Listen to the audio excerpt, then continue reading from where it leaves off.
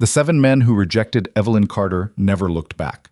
They walked off that platform with younger women on their arms. Women without children, without worn suitcases, without the quiet desperation of someone who had already lost everything once and couldn't afford to lose again. The last one, a wheat farmer from outside Billings, had looked directly at Lily and Rose and said it plainly, loud enough for half the platform to hear. "I came for a wife, not somebody else's leftovers." Evelyn didn't flinch. She had trained herself not to. But her hand tightened around Lily's small fingers, and Lily, who was 6 and had not yet learned to pretend the world was kinder than it was, looked up at her mother's face and went very still. That was the moment Evelyn understood. There was no mercy in this place, no second chances handed out by strangers. Whatever she was going to build for her daughters, she would have to build it herself, out of nothing, with no one's help, in a town that had already decided she wasn't worth the trouble. She was 30 years old, and she had never felt so completely alone in her life. If you've ever stood somewhere and felt the ground disappear beneath your feet, not from falling, but from being told you don't belong, then you already know what Evelyn Carter felt on that platform in Red Hollow, Montana. Before we go further into this story, if you're new here, please take a moment to subscribe to the channel and turn on notifications. Stories like Evelyn's are what we bring you every week, and you don't want to miss what happens next. Hit the like button if you're already feeling something, and drop a comment telling us what city or country you're watching from. It genuinely means something to know how far these stories travel. Now, back to Red Hollow, back to the platform, back to the moment everything was about to change. The morning Evelyn Carter arrived in Red Hollow, Montana, the sky was doing what Montana skies did in late October, pressing down low and gray, heavy with the promise of weather that hadn't decided yet whether it wanted to rain or freeze.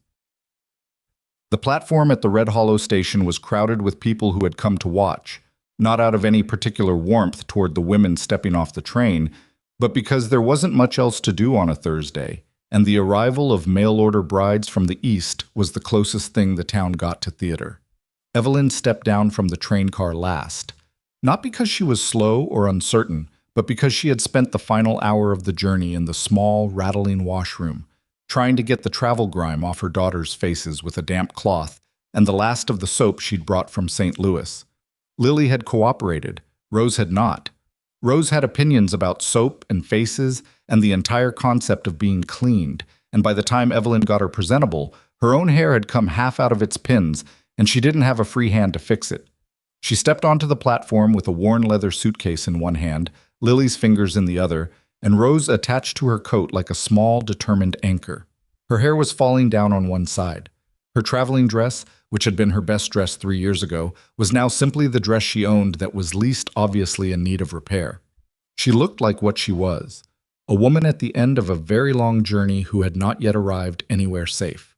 The program coordinator, a stout woman named Mrs. Aldrich, who wore a hat that had seen better seasons, moved down the line of arriving women with a clipboard and an expression of brisk efficiency. She registered the others first: a girl of 19 from Ohio, 2 sisters from Pennsylvania, a widow from Tennessee, who carried herself like she'd already survived worse than this, and probably had.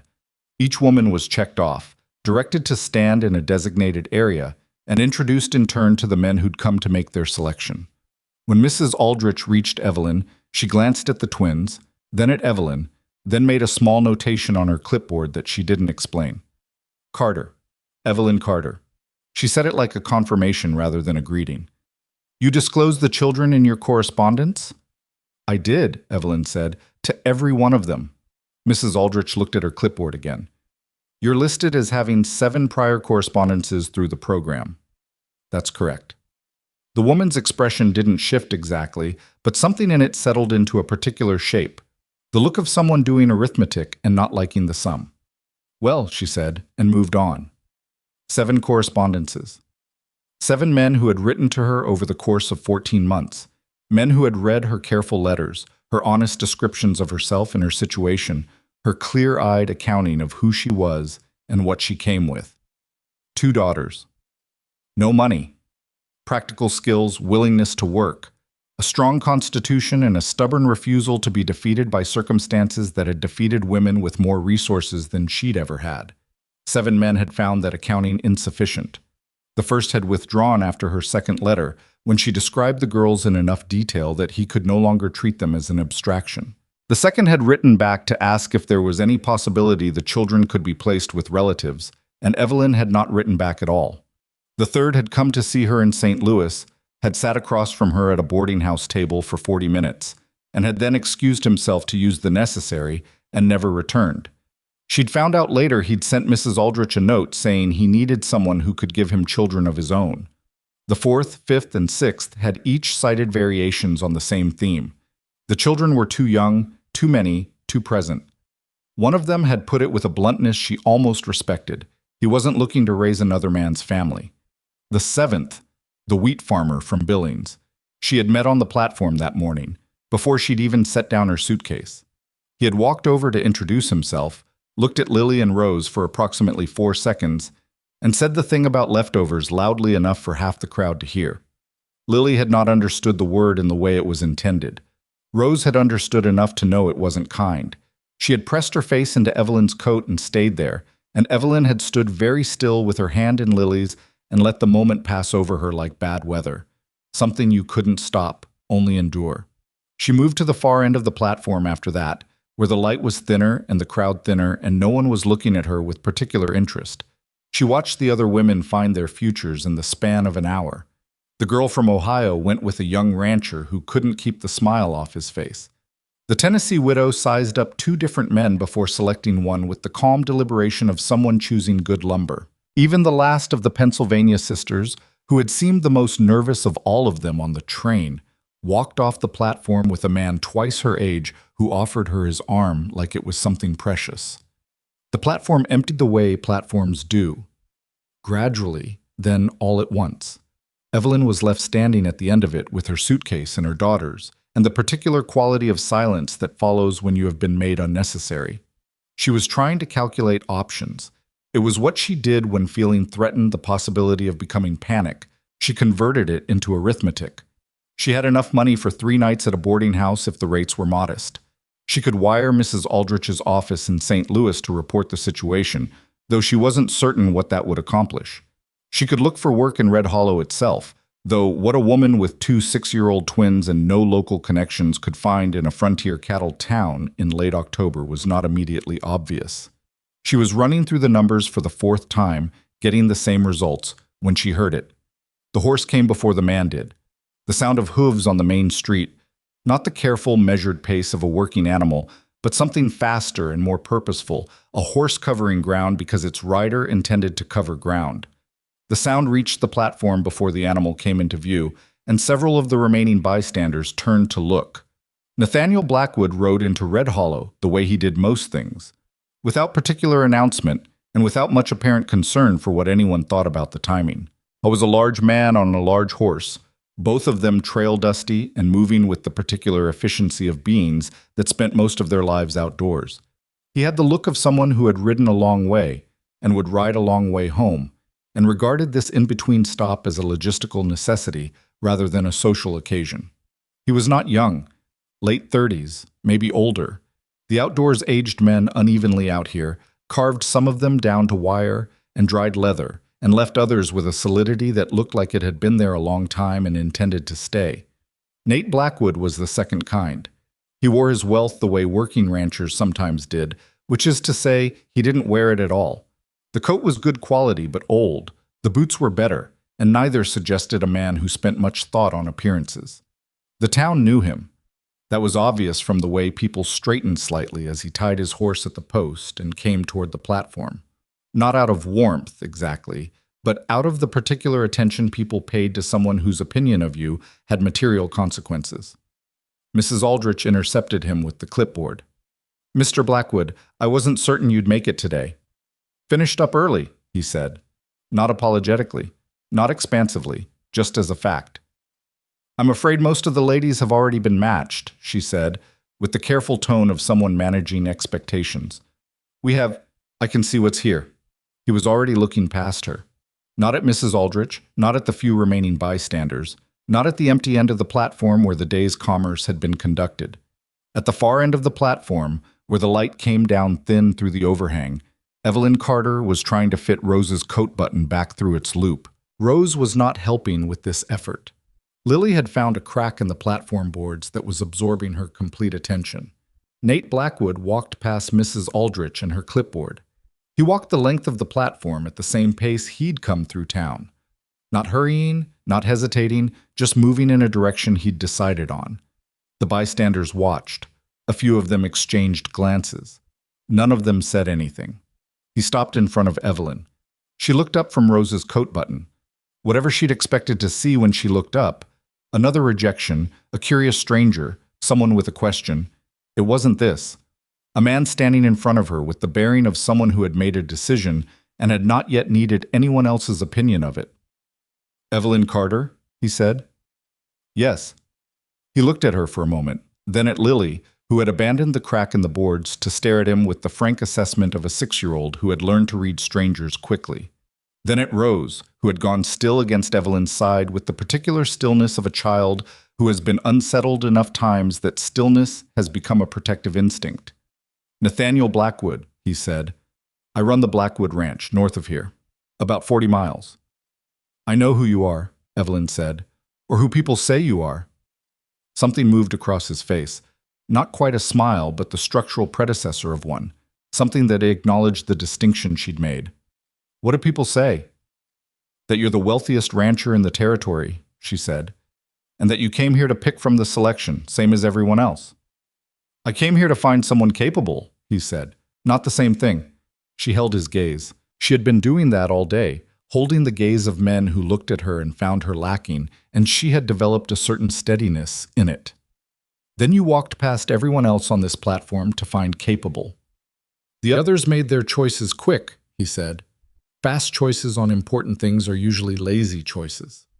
Lily, who had been listening with the attentiveness of a child who understood more than adults expected, tugged on Evelyn's coat sleeve. Evelyn glanced down.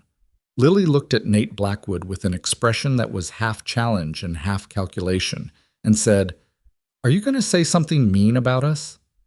The silence that followed was brief but complete. Nate crouched down, which put him at approximately Lily's eye level, and looked at her with an expression that Evelyn couldn't quite read. "Why would I do that?" he said. "The last man did," Lily said simply. He looked at her for another moment. Then he stood back up and looked at Evelyn. "I have a ranch that needs running," he said. "I have about 14 ranch hands who are competent at cattle work and competent at almost nothing else. I have a house that has not had anyone manage it properly in years. I need someone who can handle all of that." A pause. "I don't need someone who makes my life easy. I need someone who can build something with me." Evelyn was quiet for a moment. She had been rejected enough times in the past 14 months that she had learned to look for the catch in things. The condition people didn't name until later, the expectation they revealed only after you were already obligated. "You know I have 2 children," she said. "I can see that." The others considered them a problem. "The others aren't here," he said. "Why not?" It was a direct question, more direct than was probably expected of her, and she watched to see if it bothered him. It didn't seem to. He thought about it for a second, like someone who'd been asked something reasonable. "Because I've had enough experience with livestock to know that an animal that looks healthy but won't thrive in hard weather is worth less than an animal that looks ordinary but lasts." He paused. "I know that's not a flattering comparison." "It's an honest one," Evelyn said. "You've been standing at the end of this platform for about an hour," he said. "You watched 7 different men pass you over and you're still standing here with your back straight. That's what I came for." She thought of the wheat farmer's voice carrying across the platform. The word leftovers, said like it meant nothing, like she was nothing, like the 2 small people pressed against her sides were nothing. She thought of the 14 months of careful letters and careful hope and careful disappointment. She thought of the arithmetic she'd been doing in her head. 3 nights, no connections, late October, 40 miles from anywhere. "I don't know the first thing about running a cattle ranch," she said. "I don't need someone who knows cattle," he said. "I need someone who knows how to manage difficult situations with incomplete information and make the best possible decision anyway.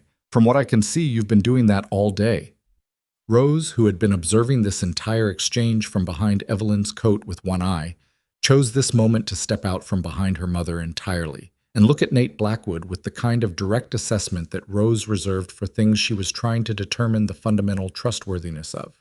He looked back at her with the same unhurried attention he'd given everything else. "Do you have animals?" Rose said. "Many," he said. "What kind?" "Cattle, mainly. Some horses. 2 dogs that consider themselves in charge of the situation." Rose appeared to weigh this. "Dogs that think they're in charge are usually good," she said, and stepped back behind Evelyn. Nate looked at Evelyn again. "My proposal is a practical one," he said. "I am not a man who has time for anything else. The arrangement would be a proper marriage, with everything that entails in terms of what I can provide for you and your daughters. In return, I need a partner in running the ranch operation. The house, the accounts, the workers, the supply management. It's not a small job." "I understand what I'm agreeing to," Evelyn said. "Then do you agree?" She stood on the empty platform in a town that had decided she wasn't worth keeping, with her daughters on either side of her and the smell of coming weather in the cold air. And she looked at Nathaniel Blackwood and tried to find the deception in him. The catch. The thing he wasn't saying, she didn't find it, which didn't mean it wasn't there, but she had learned in the past several years to make decisions on the information available rather than on the information she wished she had. "I agree," she said. He nodded, once, like a man confirming a business arrangement, and reached down and picked up her suitcase before she could reach for it herself. Not gallantly, practically. The way someone picks up a thing that needs to be carried. Lily fell into step on one side of Evelyn. Rose fell into step on the other. They walked off the platform together, the 4 of them, and behind them the bystanders watched in the particular silence of people witnessing something they had not anticipated and had not yet decided how to account for. One of them, a man named Harold Greer, who ran the general store and had opinions about most things, said to the woman next to him, "That's a mistake." The woman next to him, who had been watching Evelyn Carter's back as she walked away, said nothing. She wasn't sure she agreed. The road north out of Red Hollow was 40 miles of hard country, and they traveled it in Nate's wagon because the horse he'd ridden in on was tied to the back and would have been too much for the girls to manage. He didn't talk much. Evelyn didn't fill the silence artificially. She'd learned that the instinct to fill silence was usually more about managing the other person's comfort than your own, and she had her own things to think about. Lily fell asleep against Evelyn's arm before they'd gone 10 miles. Rose fought sleep with the determination she brought to everything she didn't want to do, and lost the fight around the 15-mile mark, sliding slowly sideways until she was lying across both of them. Nate glanced over at some point in the second hour. "They sleep deep," he said. "They always have, even when things were bad." He returned his attention to the road. The sky had made its decision about weather and elected for a hard, dry cold instead of snow, the wind coming off the mountains with the kind of bite that got into coat seams. Evelyn pulled the blanket she'd found in the wagon floor up around both girls and tucked it in the way she'd done 10,000 times. "What was bad?" he said after a while. Not prying, just asking. She considered how much to say. Then she decided that she was past the point where strategic omissions served any purpose. "Their father died 2.5 years ago. Fever. He was 29, she paused. "We had a farm. After he died, I couldn't hold the mortgage alone. I tried for 8 months and then I couldn't anymore." She paused again. "I'm not telling you this so you'll feel sorry for me." "I don't," he said. Not unkindly, factually. "Good," she said. The wagon moved through the dark. The land out here had a particular quality at night, immense and indifferent, the kind of landscape that didn't notice you at all, and either you found that terrifying or you found it honest. Evelyn, to her own mild surprise, found it honest. "The man on the platform," Nate said eventually. "What he said." "It doesn't matter." "It matters that you heard it," he said. "It shouldn't have been said." She looked at him in the dim light. It was an odd thing for him to volunteer, for a man who had presented himself as wholly practical. "You weren't there," she said. "Mrs. Aldrich told me when I arrived," he said, "before she gave me her clipboard." Evelyn said nothing for a moment. Then, "It wasn't the worst thing anyone said?" "That doesn't make it acceptable." "No," she agreed. "It doesn't." They rode on.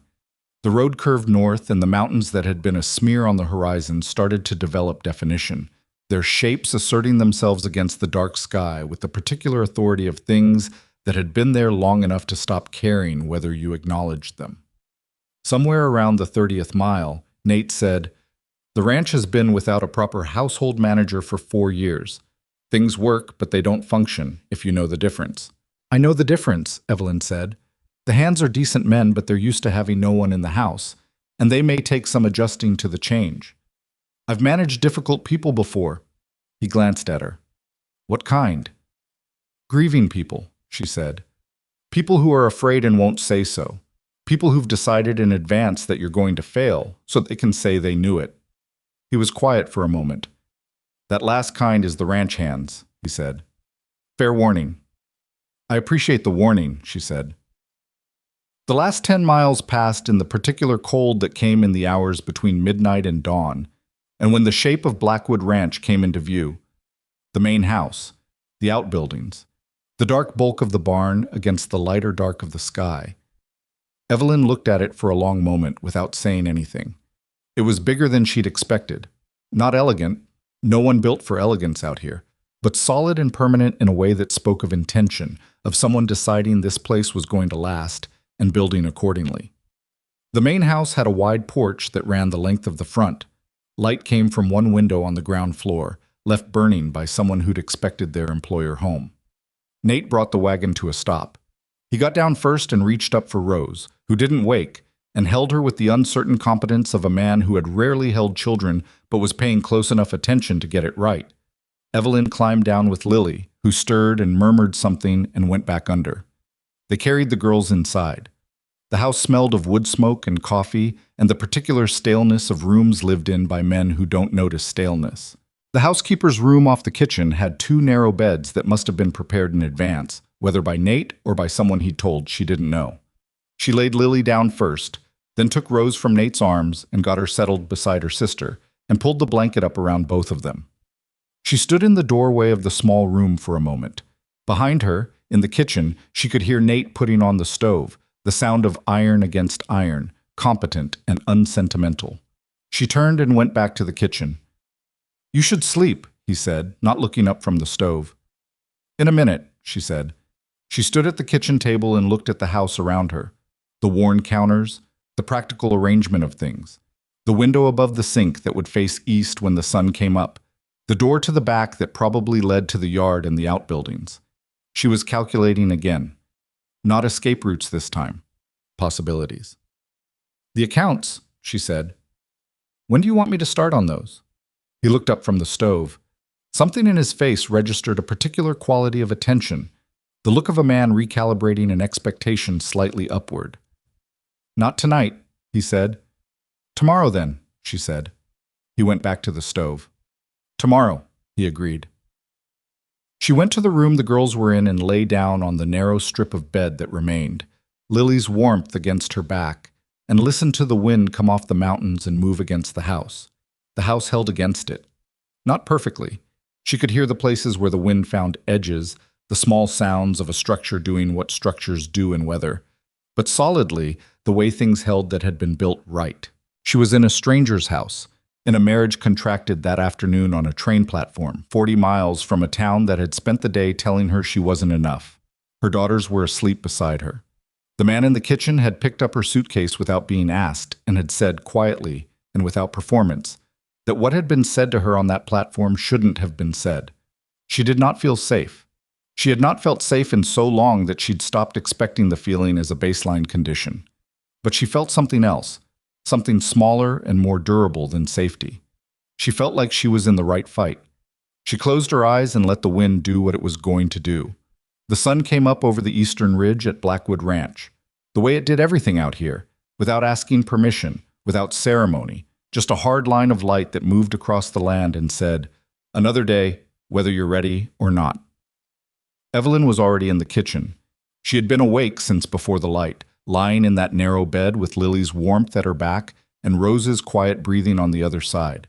And she had run through everything she'd observed on the way in. The layout of the house, the condition of the kitchen, the arrangement of outbuildings she could see from the wagon, the things Nate had said and the things he hadn't. She had a habit of doing this, taking inventory in the dark, when the world was quiet enough to think clearly without someone else's needs pressing in on her.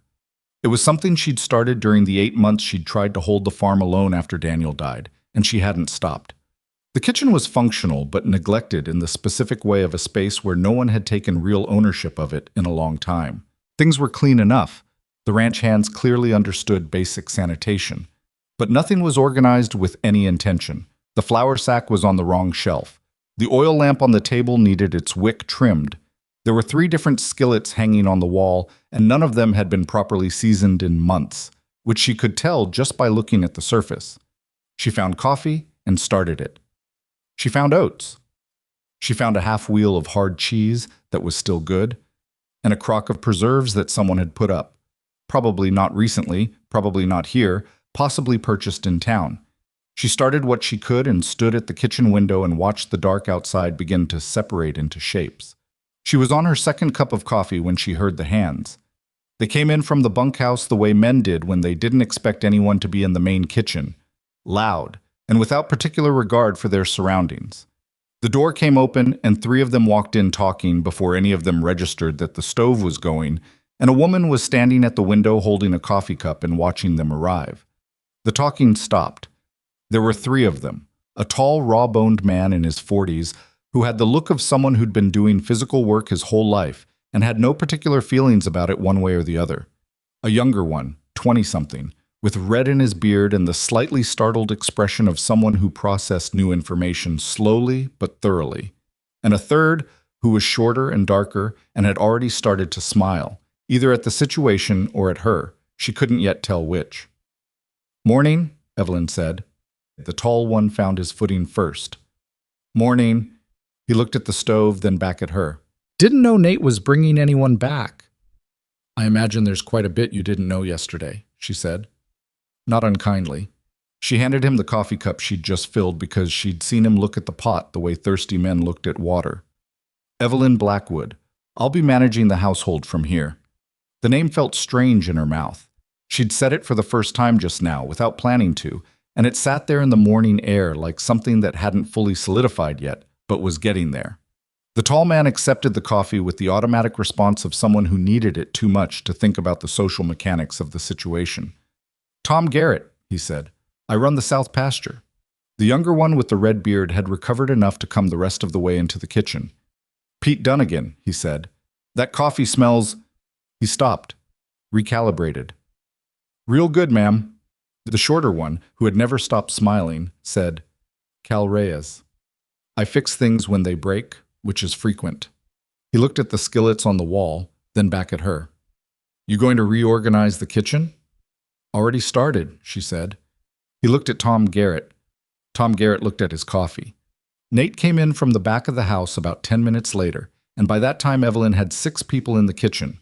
3 hands she'd already met, 2 more who'd come in from the far bunkhouse, and a boy of about 14 named Willis, who served as general help, and had attached himself to the edges of the situation with the instinct of a young person who doesn't want to miss anything important. Nate took in the scene with one sweep of the room and then looked at Evelyn across it with an expression that she was beginning to identify as his version of approval, a slight reduction in the neutral set of his features, as if he were releasing a small amount of tension he'd been holding. He poured himself coffee and sat at the head of the table and said, "You've met some of the hands." "Working on it," she said. Tom Garrett, who was apparently senior enough to speak plainly, said to Nate, "You might have given us some notice." "I didn't know until yesterday," Nate said. "Still." "You'll adjust," Nate said. Not harshly, just with the finality of a man who had made a decision and was not revisiting it. Tom looked at Evelyn, not hostilely, but with a measuring quality she recognized, the look of someone deciding how much latitude to extend before you'd earned it. "No offense intended," he said. "None taken," she said, "and you don't have to adjust all at once. I'm not here to reorganize anyone's way of doing things. I'm here to make this house run better than it does, which shouldn't be hard given the state of those skillets." Pete Dunnigan made a sound that was almost a laugh and converted it quickly into a cough. Cal Reyes didn't bother with the conversion. Tom Garrett's mouth did something complicated and settled somewhere near neutral. "Fair enough," he said. Lillian Rose came out of the side room 20 minutes later, sleep-rumpled and still in the clothes they'd traveled in, and walked into a kitchen full of strange men without hesitation.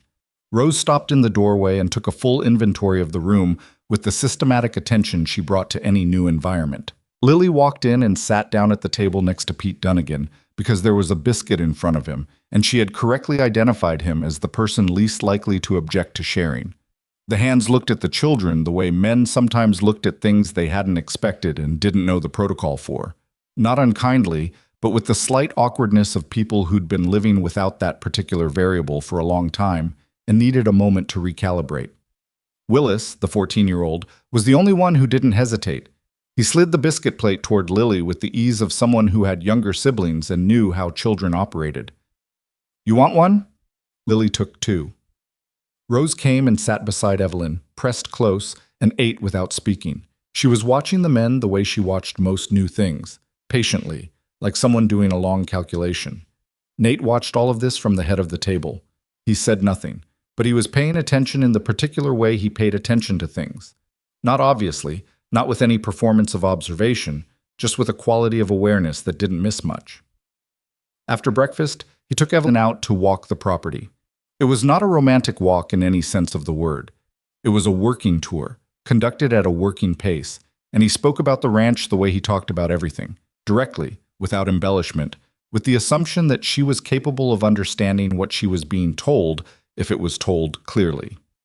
He showed her the South Pasture situation, a fencing problem that had been ongoing, 3 sections of post and rail that needed replacing before winter made access impossible. He showed her the supply building and the current state of provisions, which were adequate in some areas and inadequate in others, and told her the next supply run was scheduled for 2 weeks out. He showed her the barn and the horses and the 2 dogs, who were named General and Senator, which he explained without particular humor had been Willis's doing. She asked questions. He answered them. She asked several that he hadn't expected, based on the slight change in his attention when she asked them. About the account system, about the arrangement with the Red Hollow General Store, about whether the supply orders went through Mrs. Aldrich's office in any capacity or directly to the supplier. He answered all of them with the same directness, and only once said, "How do you know about that system?" "I manage the accounts for our farm," she said. "Not a big operation, but the principles are the same." He looked at her for a moment. "I'll get you the ledgers after lunch," he said. The ledgers were a revelation, and not a good one. Not because anything fraudulent had been done. The records were basically honest, but they were disorganized in the way of records kept by someone who is good at the underlying work and merely tolerates the paperwork as a necessary nuisance. Things were recorded, but not categorized. Expenses were noted, but not tracked against each other. There were 3 different systems that appeared to have been started at 3 different times, none of them completed, all of them partially overlapping in ways that made it difficult to get a clear picture of where the money was actually going. She spent the afternoon at the kitchen table with the ledgers spread across it, making notes on a piece of brown paper she'd found in the supply room. And by the time the light started going, she had a preliminary picture of the situation that was complicated enough to require discussion. Nate came in from the far pasture after dark, and she waited until he'd eaten something. She'd made stew with what was available, which wasn't fancy but was sufficient. And then she sat across from him at the table and said, "I need to talk to you about the accounts." He looked up from his bowl. "Good news or bad?" "Neither yet. Preliminary." She turned the brown paper toward him. "Your feed costs are higher than they should be for the herd size you're running. Either you're overpaying on delivery or there's something going wrong between the invoice and what's actually arriving. I can't tell which from these records because the inventory notes and the purchase records don't match." He looked at the paper. "I've had the same supplier for 6 years." "That's not evidence," she said. "It's familiarity." He was quiet for a moment. Then he said, "When can you have a full picture?" "Week, maybe less, if you can answer some questions about the past 2 years." "All right," he said. It should have been a straightforward exchange. It was. But when she gathered up the papers and started to rise from the table, he said, "Evelyn." She stopped. "You did well today," he said. "With the men, with the girls, with—" He made a brief gesture toward the ledgers.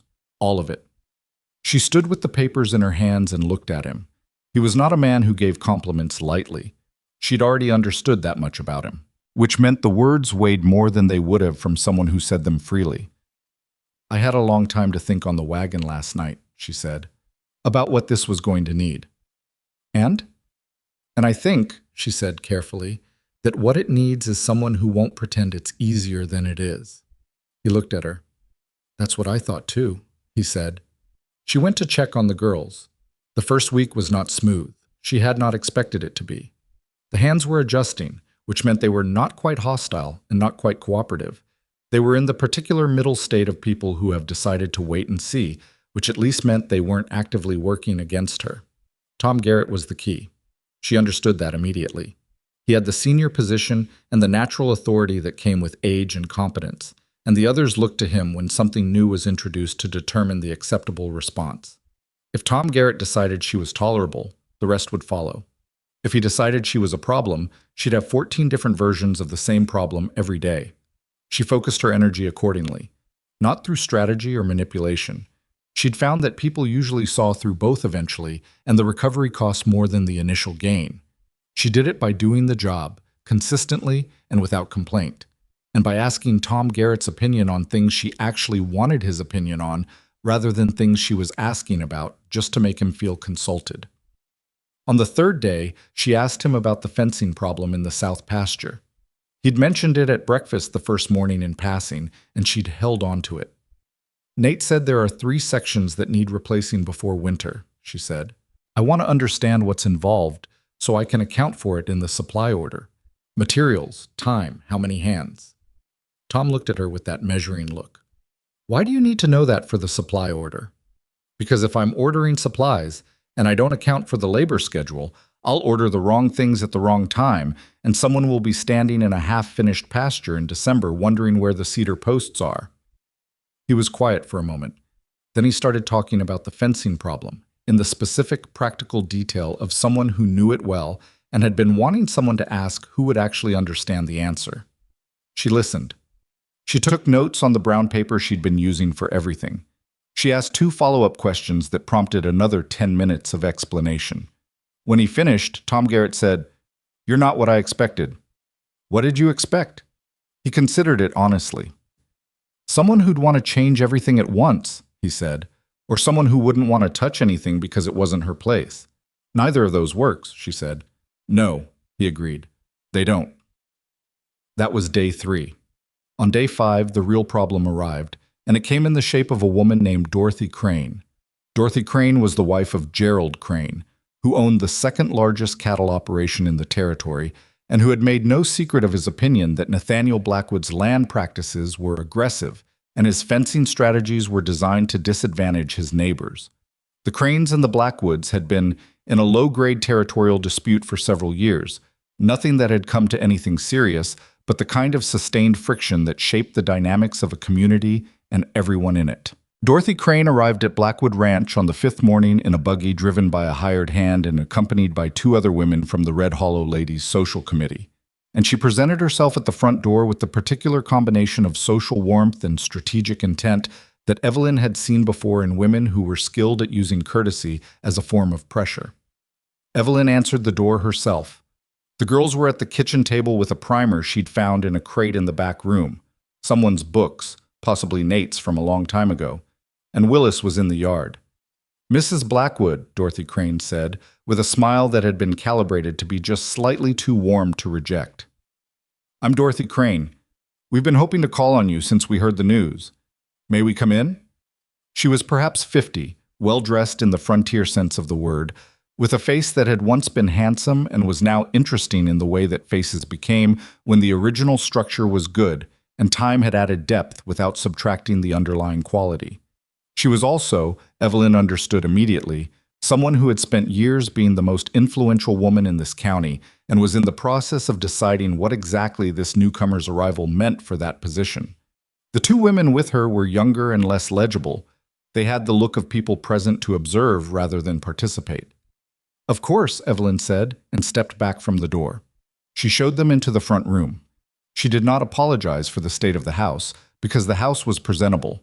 She'd spent part of the first 2 days getting it there. She offered coffee because it was the appropriate offer and not because she was eager to please, and she went to get it without hurrying. When she came back, Dorothy Crane had arranged herself in the best chair and was looking at the room with the comprehensive attention of someone taking inventory. "I was so surprised to hear the news," Dorothy said, accepting the coffee cup. Nathaniel has been on his own for so long, most of us had given up on the idea of him marrying. I imagine he gave up on the idea himself for a while, Evelyn said, sitting across from her, and then changed his mind. Of course, Dorothy Crane smiled. And with children, too. How lovely. How old are they? 6. Both the same age. A small pause. Twins. Yes. And their father passed away, Evelyn said, not defensively, just closing the line of inquiry with the minimum information necessary to satisfy it. Dorothy Crane received this with a sympathy that was probably genuine in part, and tactical in part. I'm so sorry, she said. You've been through a great deal. I have, Evelyn agreed. There was a brief silence. One of the other women made a small sound that was meant to express empathy. Dorothy Crane took a sip of coffee and set the cup down with the careful delicacy of someone preparing to say something that had been planned to sound spontaneous. I hope you'll join us for the ladies' social committee meetings, she said. We meet every second Wednesday in town. It's really the heart of the community. Information sharing, support for families in need, coordination during bad weather. Nathaniel's always been the kind of man who values community standing. I'm sure he'd be pleased to see you taking an active part. Evelyn heard all the things that sentence was carrying. The emphasis on community standing, the suggestion that Nathaniel's reputation was implicated in her behavior. The social committee as a space Dorothy Crane controlled and was offering access to on terms she would subsequently set. Thank you, Evelyn said. I'll look forward to it once we're a bit more settled. Of course, Dorothy Crane smiled again. There's no rush, though I should mention, the committee is discussing the Winter Relief Fund at the next meeting. The Blackwood Ranch has historically been one of the larger contributors. It would be wonderful if you were there. There it was, not a threat, nothing so crude, but a very clear indication of the landscape. Evelyn was being invited into a social structure, and the terms of the invitation included the expectation of deference. I'll mention it to Nathaniel, Evelyn said pleasantly. Dorothy Crane stayed another 30 minutes. She was gracious throughout, and charming in the genuine way of someone who had developed charm as a functional skill rather than an ornamental one, and she said nothing that was explicitly hostile or obviously manipulative. But when the buggy pulled away and Evelyn stood on the porch watching it go, she felt the shape of the situation with a clarity that had taken her a long time to develop, the particular feeling of having been assessed by a skilled assessor. She went back inside and found Rose standing in the kitchen doorway. Who was that? Rose said. A neighbor, Evelyn said. She kept looking at the house, Rose said, like she was counting things. Evelyn looked at her daughter for a moment. 6 years old, and she noticed things like that. She was, Evelyn said. Some people do that. Why? Because knowing what someone is tells you something about them, Evelyn said, or they think it does. Rose considered this. Does it? Sometimes. Not always. Evelyn moved back to the kitchen table and the primer she'd set out. Sit down and let's work on your letters. She told Nate about the visit that evening. He was at the table with the ledgers. She'd been working through them with him in the evenings, going over questions that required his knowledge of the operation, and he listened without interrupting until she finished.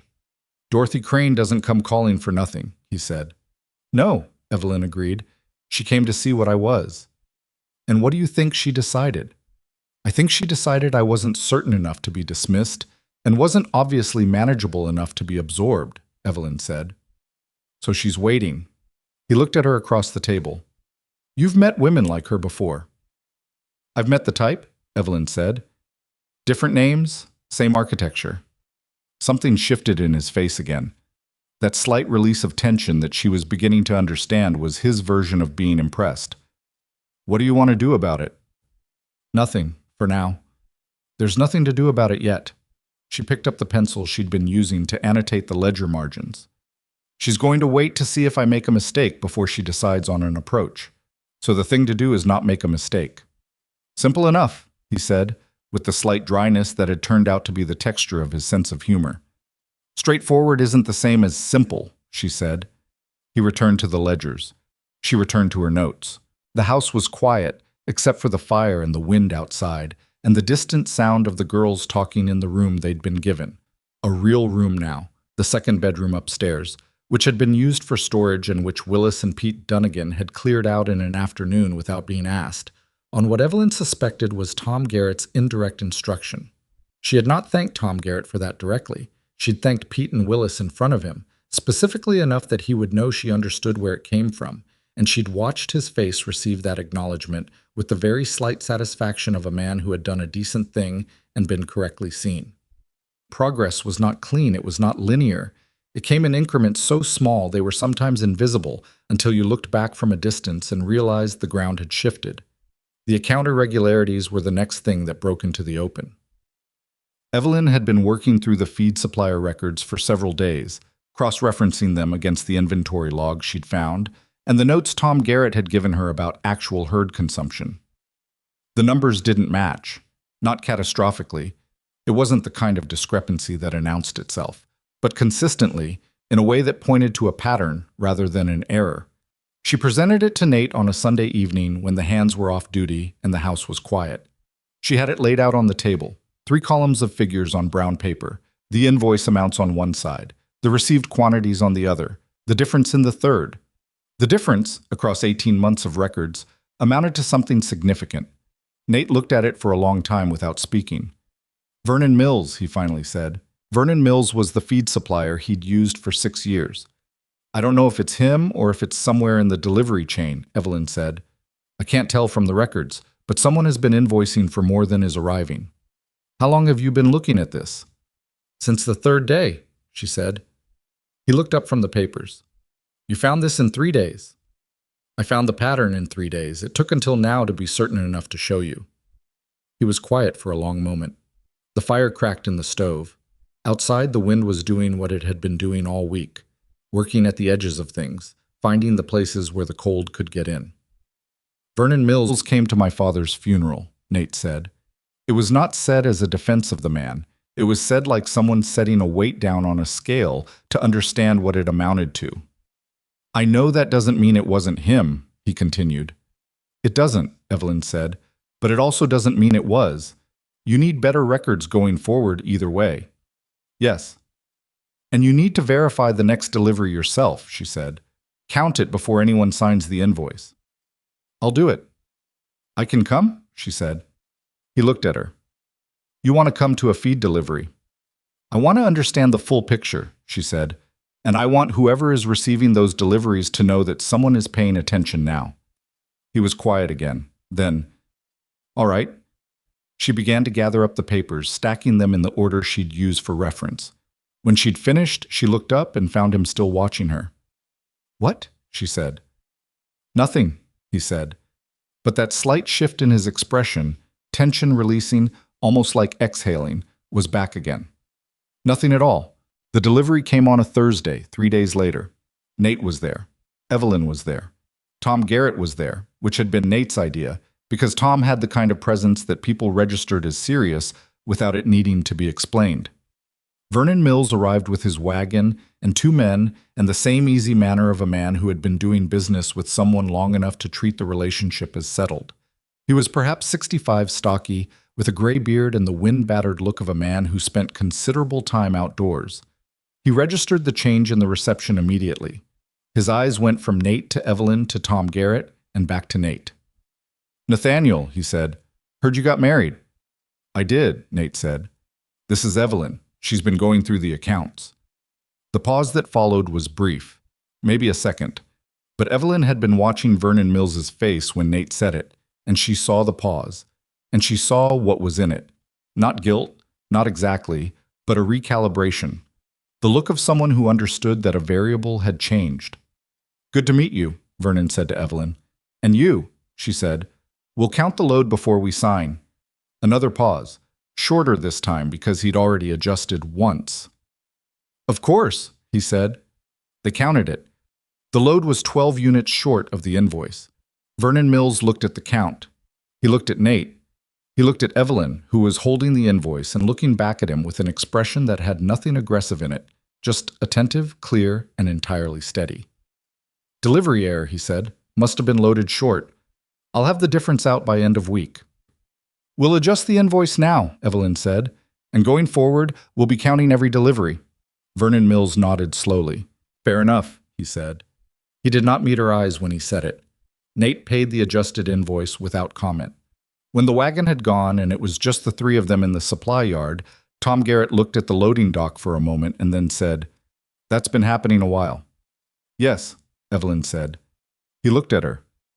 "How much?" "Enough to matter," she said. Tom Garrett was quiet for a moment. Then he said, "Good catch," with the tone of a man who did not say things like that often, and meant it when he did. She walked back to the house. The wind had come down off the mountains again, finding the collar of her coat, and she put her head down against it the way you did when you'd been out here long enough to understand that the wind didn't stop because you wanted it to. Lily and Rose were in the yard when she came through the gate, engaged in some game with General and Senator that involved a length of rope and a philosophical disagreement between the dogs about who was in charge of it. Rose was explaining something to General with considerable patience. Lily had given up on the explanation and was attempting to interest Senator in a stick instead. Evelyn stood at the gate for a moment and watched them. 2 months ago, she had been standing on a platform in Red Hollow with her daughter's hands in hers, running arithmetic that didn't add up. Now she was standing at the gate of a working ranch where the dogs knew her daughter's names, and the senior hand had just told her she'd done a good job. And the man she'd married 3 weeks ago had looked at her across a kitchen table at night with the particular expression of someone beginning to trust a thing they hadn't expected to trust. It wasn't security. Not yet. Security was a thing built over time, from repetition and consistency and 1,000 small choices accumulating into something that held weight. She knew that. She wasn't naive enough to call what she had security. But it was ground, solid, cold, difficult Montana ground, the kind that pushed back when you stood on it. She had been standing on nothing for so long that even ground that pushed back felt like something. Rose looked up from her conversation with General and saw Evelyn at the gate. "The delivery men left early," Rose said. "They did," Evelyn agreed. "Was something wrong?" Evelyn came through the gate and let it swing shut behind her. "Something was being done incorrectly," she said. "Now it won't be." Rose considered this with the seriousness she brought to most things.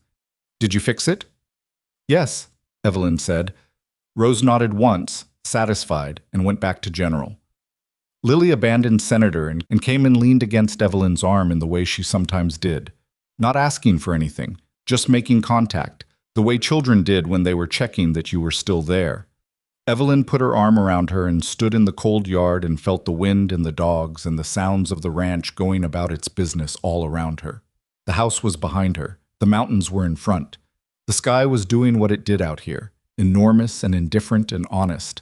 And somewhere in the south pasture, Tom Garrett was probably already back at work on the fencing problem. And somewhere in the barn, Pete Dunnigan was most likely talking to a horse about something that didn't need to be said aloud but felt better for the saying.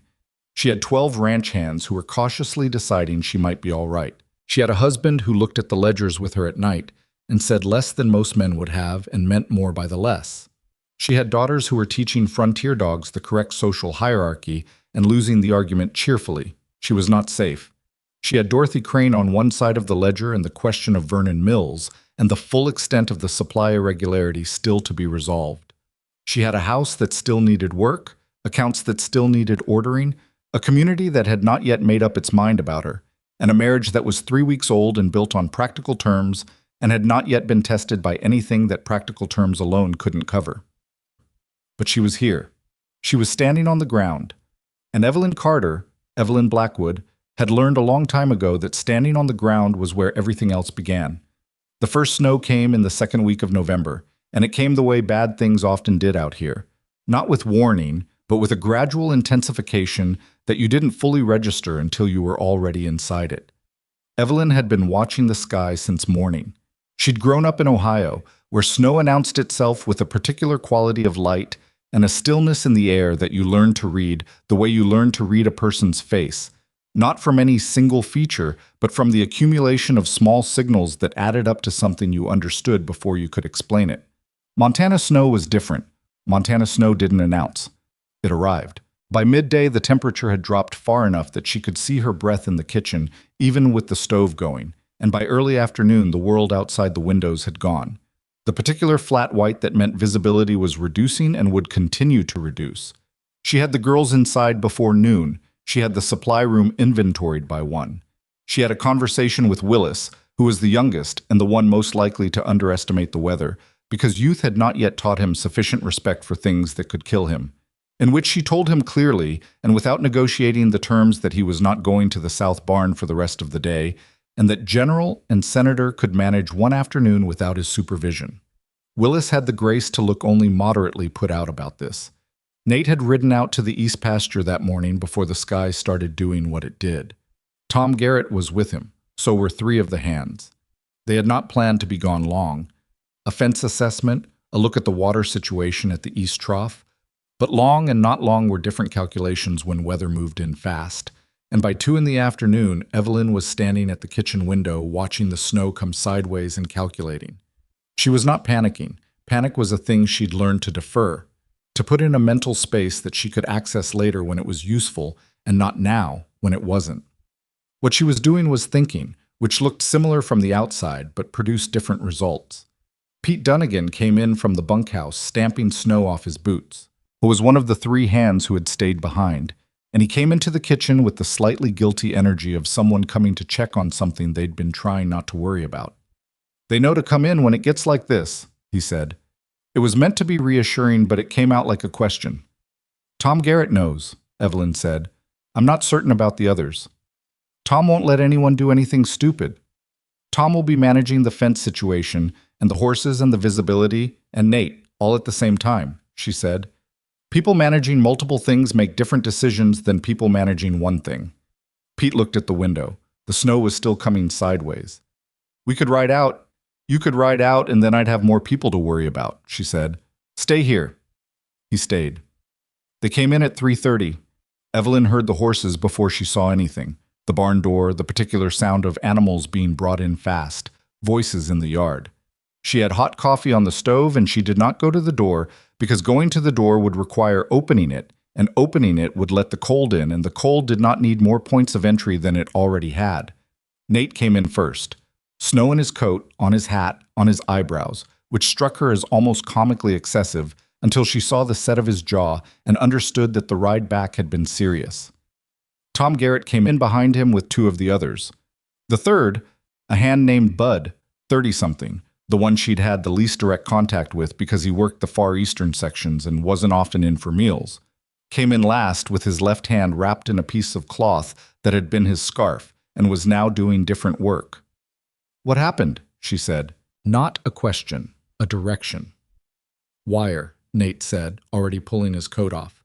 "Fence wire." He got turned around in the whiteout and went down in a section we'd started clearing. Bud's face was the particular gray-white of someone managing pain with concentration. "It's not that bad," he said, which was what men said when things were bad enough to require management. Evelyn had already moved to the supply cabinet. She'd reorganized it in her second week, in part because reorganizing supply cabinets was something she knew how to do and it needed doing, and in part because she understood from farming that the things you reached for quickly in an emergency needed to be where your hand expected them. She had the clean cloth, the spirits, the needle and thread that she hoped would not be necessary but had put within reach anyway. "Sit," she said to Bud, "at the table." He sat.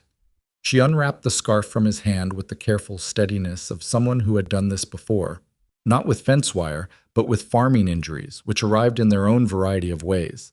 The cut was deep along the outer edge of his palm, from the base of the little finger down toward the wrist.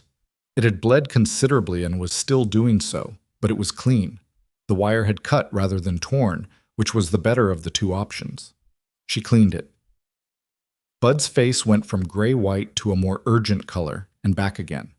He said a word under his breath that he then said, "Excuse me, ma'am," about, which she ignored because it was not the relevant concern at the moment. The room had gone very quiet. Pete Dunnigan was watching from near the stove. Willis was in the doorway. Tom Garrett was standing to one side with his arms folded and the expression of a man who was deciding something about what he was watching. Nate was watching her hands. "It needs closing," she said. "Either we take him to town or we do it here." "Town's not possible tonight," Nate said. She had expected that answer. She'd prepared for that answer. "Then hold his arm still," she said. Nate came and held Bud's arm. Bud looked at the ceiling with the focused detachment of a man finding a mental location that wasn't this room. Evelyn worked with the needle and thread from the sewing kit she'd moved to the top shelf of the supply cabinet 6 days ago without explaining why she'd moved it. She said while working, "Tell me something about where you're from, bud." He looked down from the ceiling, surprised by the question. "What?" "Something about where you grew up," she said. "Anything. I just need you talking." He talked. He was from Kentucky originally, had come west at 17, had worked cattle for 12 years. He talked in the halting, distracted way of someone whose attention was divided between narrating and managing what was happening to his hand, which was the point. Divided attention was easier to manage than focused attention, and she needed him still. When she finished, she tied off the last stitch with the brisk economy of someone who had done what needed doing and was now doing the next thing, which was bandaging. The room exhaled. "Good as I can do tonight," she said. "He needs to keep it clean, and he needs to stay off that hand for at least 4 days. Bud looked at his bandaged palm. "I can't be off for 4 days." "You can be off for 4 days, or you can lose the hand," she said pleasantly. "Which would you prefer?" He looked at Nate. Nate looked back at him with the expression of a man who was not going to argue with that assessment. 4 days, Nate said. Bud looked at Evelyn. "Yes, ma'am," he said. Tom Garrett, from the side of the room where he'd been standing with his arms folded, said, "That was clean work." "I've had practice," Evelyn said, washing her hands at the basin. "Farm?" "Farm." He nodded once.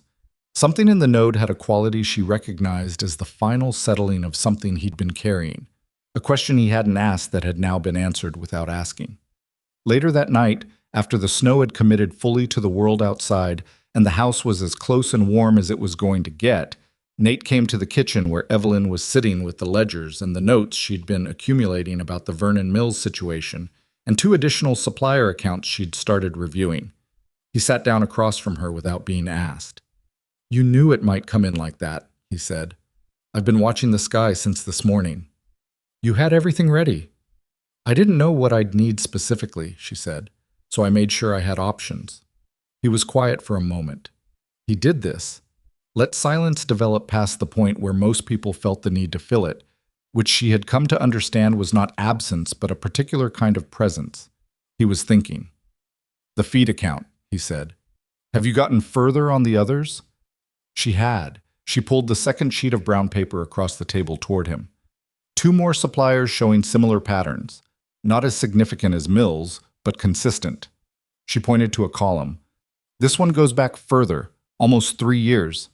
Nate looked at the numbers. His jaw tightened almost imperceptibly. 3 years, possibly more. I only have reliable records going back 3 years. He sat back. The fire made a sound in the stove. Outside, the snow was still falling, though quieter now. The sideways violence of the afternoon had settled into the steady vertical fall that would continue through the night and be several feet deep by morning. "I need to go to town," he said. "Talk to someone who understands the legal side of this." "You need a lawyer," she said. "We don't have a lawyer in Red Hollow." "There's one in Milford," she said. "I looked into it when I was working through the Mills account." He looked at her. "You looked into the lawyer situation." "In case you needed one," she said. "I didn't know if you would, but it seemed worth knowing." The silence that followed was different from his usual silences. It had a texture she hadn't encountered in him before. Something softer than surprise, more considered than approval. He was looking at her the way you looked at something when you were in the process of understanding it more completely than you had before. "Evelyn," he said. "Yes." "How long has it been since someone did that for you?" He stopped, started again differently. "Someone who thought ahead on your behalf." She looked at him across the papers and the lamp in the quiet kitchen. It was an unusual thing for him to say. He was not a man who moved toward personal territory without reason. "Long time," she said. He nodded and looked back at the papers, and they returned to the accounts in the way they'd developed the habit of doing. Both of them at the same table, working at the same problem from their respective angles, filling in each other's gaps. It was not romantic. It was something more durable than that. The snow kept them ranch-bound for 4 days. 4 days was long enough for several things to happen, some of which she'd anticipated and some of which she had not.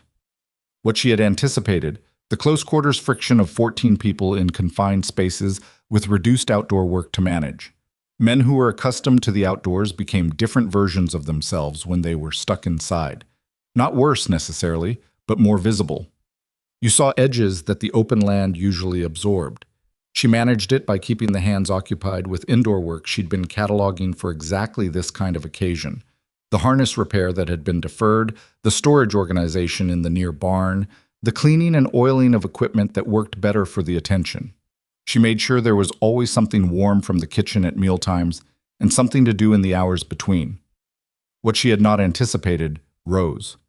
Rose had been watching the ranch hands for 6 weeks with the systematic patience of a field naturalist, and in 4 days of enforced proximity, she apparently decided she had enough data to begin interacting directly.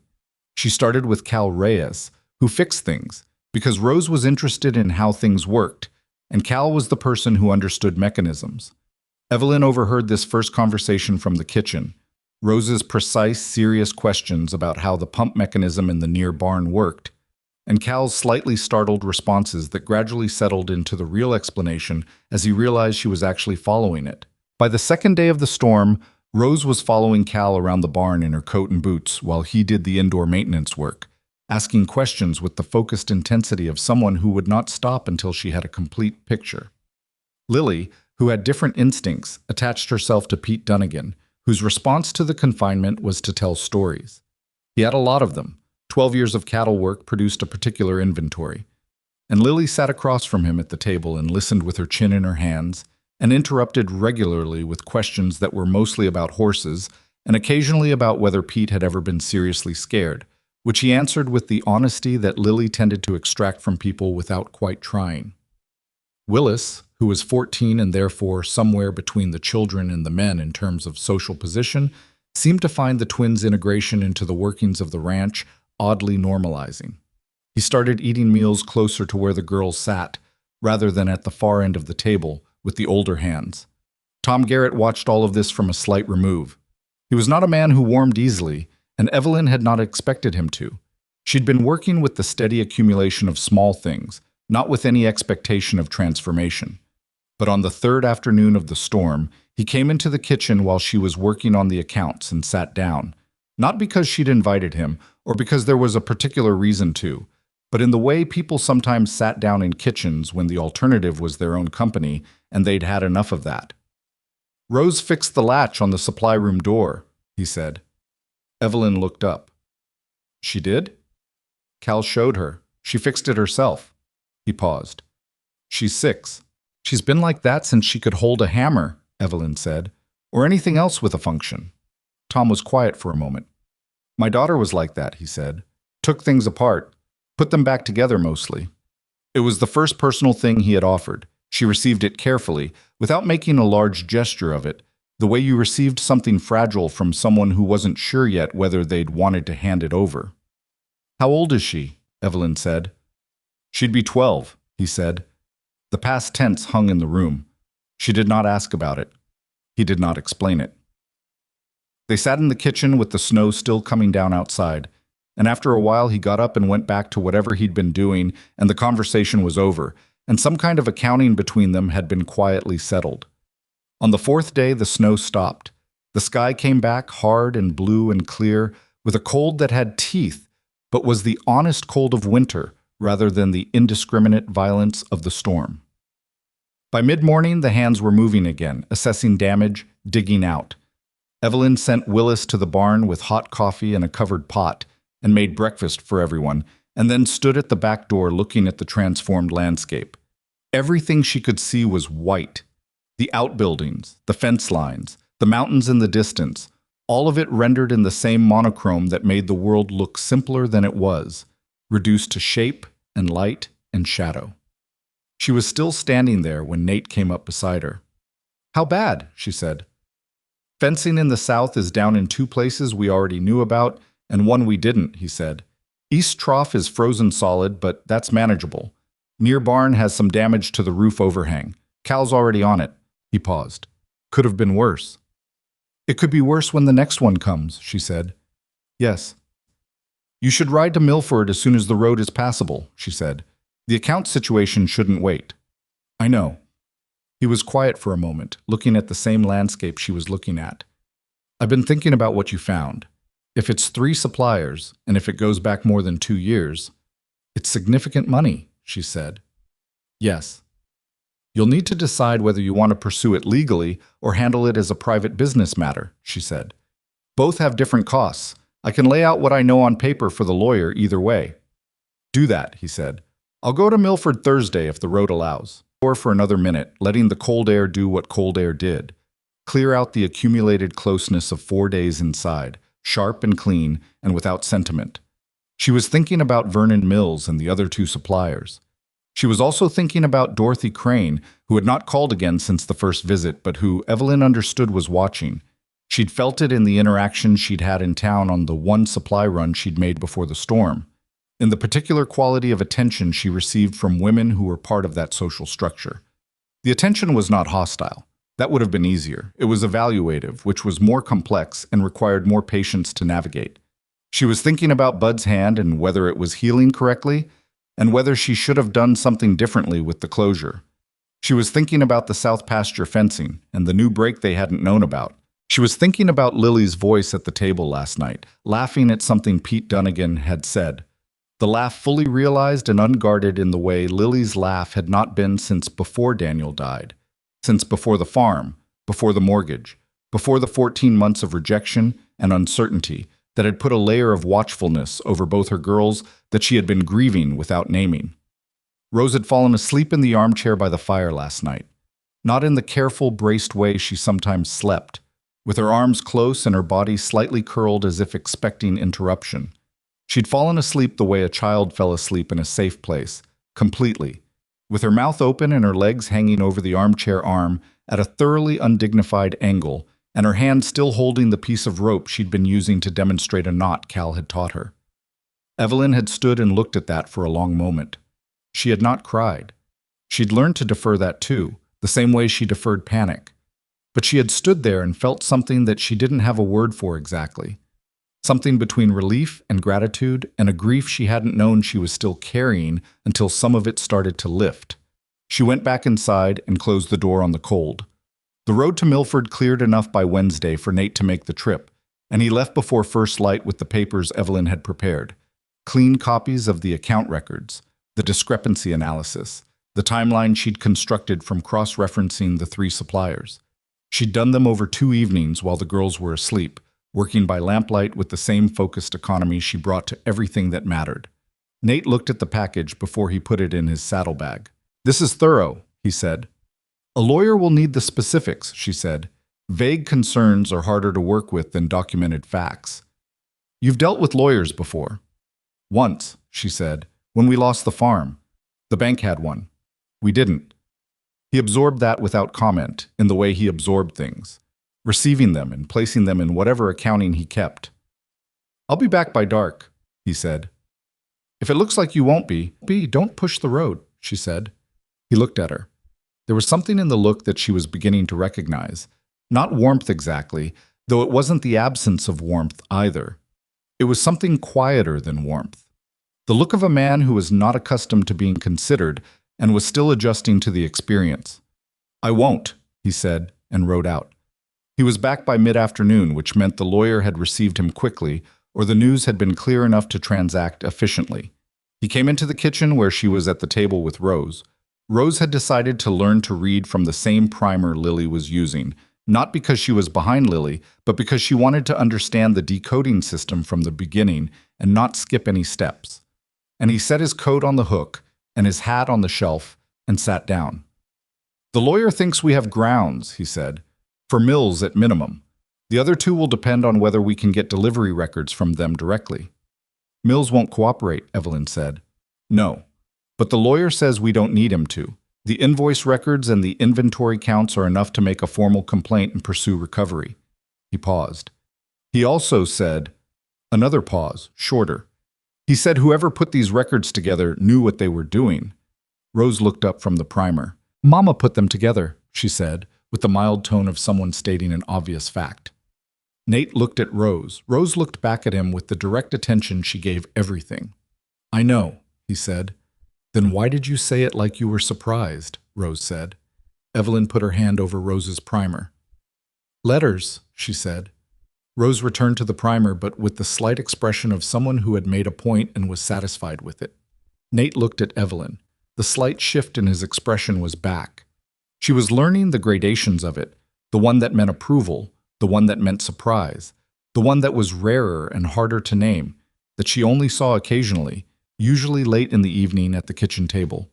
That meant something she hadn't given herself permission to name yet. The lawyer suggested an associate of his in Red Hollow might be able to take this on locally, Nate said. Save the travel. I'd have to bring him the papers. When? Next week. He said Thursday would work. I'll come, Evelyn said. He looked at her. You don't need to. I know the records better than anyone, she said. If he has questions, I can answer them. And if I'm there, we don't have to make 2 trips when he has follow-up questions, which he will. He conceded this with the pragmatic efficiency of a man who recognized a better argument. Thursday then, he said. The Thursday trip to Red Hollow was where things broke open in a way she hadn't expected. The lawyer's associate, a man named Arthur Cobb, young enough to have been new to his practice but old enough to have been at it for several years, and developed the particular competence of someone who'd spent those years on frontier legal matters, where the cases were messy and the clients were practical, and the outcomes were never as clean as the law suggested they could be, received them in his office above the general store, and went through Evelyn's documentation with the focused attention of someone reading something they found genuinely interesting. He asked her 4 questions. She answered all of them. He asked 2 follow-up questions. She answered those. Then he looked at Nate and said, "Where did you find her?" It was not said disrespectfully. It was the question of a man who'd been handed a set of records that were cleaner and more useful than what he usually received and wanted to understand the source. But Evelyn felt the shape of the question anyway. The way it addressed Nate rather than her, the way it implied she was something Nate had acquired. Nate looked at Arthur Cobb with the flat, level attention he used when he was about to say something he intended to land. And, "She's sitting right there," he said. Cobb blinked, looked at Evelyn. "Of course. I apologize, Mrs. Blackwood." "The question you should be asking," Evelyn said, "is whether the records are sufficient for a formal complaint. That's what matters." "They are," Cobb said. "More than sufficient, actually. I can file within the week." "Good," she said. When they came out of Cobb's office and onto the main street, the cold hit them with the directness of an honest opinion. Nate walked beside her toward the wagon and said nothing for the length of half a block. Then, "You didn't like the way he asked that?" "No," she said. "Neither did I." "I know, no," she said. "That's why you answered it the way you did." Another half block. "Does that happen often?" he said. Not a question exactly. "People talking around me to you, or people not expecting me to be the person I am?" "Either." "Both," she said. "Yes, frequently." He was quiet for a moment. "It shouldn't." "A lot of things shouldn't," she said. "That doesn't mean they don't." He held that thought for a moment and then let it go, not because he disagreed, but because there wasn't a solution available on a cold street in Red Hollow that would address the thing they were talking about. She knew that. She wasn't saying it to solve it. She was saying it because it was true, and he'd asked. They had almost reached the wagon when Dorothy Crane came out of the dry goods store across the street. She saw them at approximately the same moment they saw her. The calculation that crossed her face was brief and experienced, a practiced social navigator processing variables.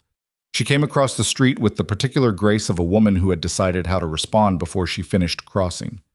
"Nathaniel," she said warmly, "and Mrs. Blackwood. What a surprise." "Not much of one," Nate said pleasantly. "It's the only street." Dorothy Crane produced a smile that acknowledged this without yielding to it. She looked at Evelyn with the careful attention she'd applied in the first visit, measuring, recalibrating. "I heard there was some difficulty with a supplier," she said. Evelyn looked at her steadily. "Did you?" "Word travels," Dorothy said. "In a town this size." "It does," Evelyn agreed. "I hope it's being resolved satisfactorily." "It is," Evelyn said. "Thank you for your concern." Dorothy Crane looked between them. Whatever she'd come across the street to assess, she was either getting it or she wasn't. And either way, the outcome was being processed behind eyes that didn't give much away. "I hope we'll see you at the committee meeting next week," she said. "The winter fund discussion is important." "I'll be there," Evelyn said. This was apparently not the response Dorothy had expected because something small shifted in her expression. A brief recalibration that she covered smoothly. "Wonderful," she said. "Wednesday at 2." She returned across the street with the unhurried poise of a woman whose social position had never genuinely been questioned. Evelyn watched her go. "You weren't planning to go before," Nate said. "I wasn't ready before," Evelyn said. "Now I am." He looked at her. "What changed?" She thought about it honestly, about the 4 days of the storm and Tom Garrett in the kitchen and Rose asleep in the armchair and Bud's hand in the ledgers and Arthur Cobb's question directed at Nate instead of her. She thought about the woman who had stood at the end of that platform 6 weeks ago, running arithmetic that didn't work. "I know the ground now," she said. "You can't fight on ground you don't know."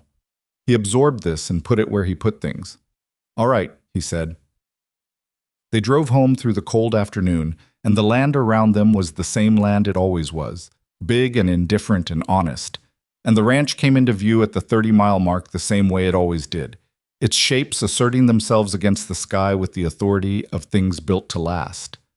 But something had shifted in the way she looked at it. She was no longer calculating whether she could make this work. She was calculating how. The committee meeting on Wednesday was held in the back room of the Red Hollow Ladies Society building, which was a narrow structure that had been donated by the Crane family 3 years prior, a fact that Dorothy Crane had not mentioned but that the small plaque by the door announced clearly. Evelyn arrived 5 minutes before 2 with a tin of the shortbread she'd made that morning, not to ingratiate herself, but because arriving without something at a social gathering in a frontier community was the kind of oversight that got remembered in ways that mattered later. There were 11 women in the room. She knew 2 of them by sight and none of them well. They ranged in age from perhaps 30 to well past 60, and the social architecture of the group was visible in the first 5 minutes. Who deferred to Dorothy, who deferred to those who deferred to Dorothy, and the 2 women on the far end of the back row who didn't appear to defer to anyone, and who Evelyn noted accordingly. Dorothy Crane ran the meeting with a fluid efficiency that Evelyn genuinely admired. She was good at this, the social management of a group of people with different interests and priorities, the skill of directing conversation without appearing to direct it, the timing of when to let agreement build naturally and when to introduce a new element that shifted the ground. These were real skills, and Evelyn didn't underestimate them. The Winter Fund discussion was what it was supposed to be, practical, community-focused, and also a mechanism for establishing and reinforcing the social hierarchy of who gave how much and what that meant. When it came to Blackwood Ranch's contribution, Dorothy raised the topic with the smooth indirection of someone who had practiced raising topics indirectly. "We were so grateful for the Blackwood contribution last year," she said, looking at no one in particular but orienting the statement in Evelyn's direction. "It made a real difference to the Halverson family and the Kessler situation." Everyone looked at Evelyn. She had expected this moment. She had, in fact, been building toward it since Nate had told her the amount of previous contributions, and she'd calculated what was appropriate given the supplier discrepancies and the actual state of the accounts. "We're happy to contribute," she said. "I'd like to understand the fund's administration before we finalize the amount, though. Who manages the distribution?" A brief quiet. Dorothy Crane's expression remained pleasant. "The committee manages it collectively." "Is there a treasurer's record?" Evelyn said. "Contribution amounts, distribution amounts, recipient families?" "I'm sure it's all in good order. I'd just like to understand the system before we commit a specific amount." The 2 women at the back of the room were looking at her with expressions she couldn't fully read from this angle. The women in the middle section were looking at Dorothy Crane to calibrate their response. Dorothy Crane looked at Evelyn for a moment with the steady, careful look of someone deciding on a direction. "Of course," she said. "I'll have the records available for your review before we finalize any commitments." "Thank you," Evelyn said. "That's very helpful." The meeting continued. Evelyn participated fully, not aggressively, not minimally, but as someone engaged in the actual work of the discussion, which was genuine enough that it couldn't be performed. She had thoughts about the distribution criteria that she offered when asked and held back when not. She had a practical question about the timing of last year's distribution that she'd gotten from something Tom Garrett had mentioned, and that led to a productive 15 minutes of discussion. When she left at 4 o'clock, she overheard one of the women from the back row, the older of the 2 with white hair and a direct manner, say something to the other that she didn't fully catch. But the word she caught clearly was capable. She drove home in the late afternoon light with cold hands and a clear head. Nate was on the porch when she pulled in, talking to Tom Garrett about something she couldn't hear from the gate. They both looked up when she came in. Tom Garrett said, "How was the meeting?" She tied the horse and came through the gate. "Educational," she said. He looked at her for a moment with that reading look. Then he said, "Dorothy Crane give you trouble?" "She tried a line and I moved," Evelyn said. "She'll try a different one next time." Tom was quiet for a moment. "Gerald Crane," he said, "and Nate. They've been in a dispute about the western boundary for 3 years. She stopped, looked at him. "You're telling me this now because you think it's relevant to Dorothy Crane and the committee. I'm telling you this now," he said carefully, "because I think you're smart enough to see how it connects when you have enough of the picture." She stood in the yard between the two of them and felt the cold air and the sound of the ranch settling into evening around her, and she looked at Tom Garrett, who had stood in the kitchen at the beginning with his arms folded and decided to wait and see, who had cleared a room for her daughters without being asked, who had said good catch at the supply yard and said nothing at all in the kitchen. The afternoon he mentioned his daughter, and she understood that this was what trust looked like between people who built it slowly. Not warmth, not friendship, not yet, but the specific act of handing someone a piece of information because you had decided they would use it right. "Thank you," she said. He nodded once and went back to what he'd been discussing with Nate.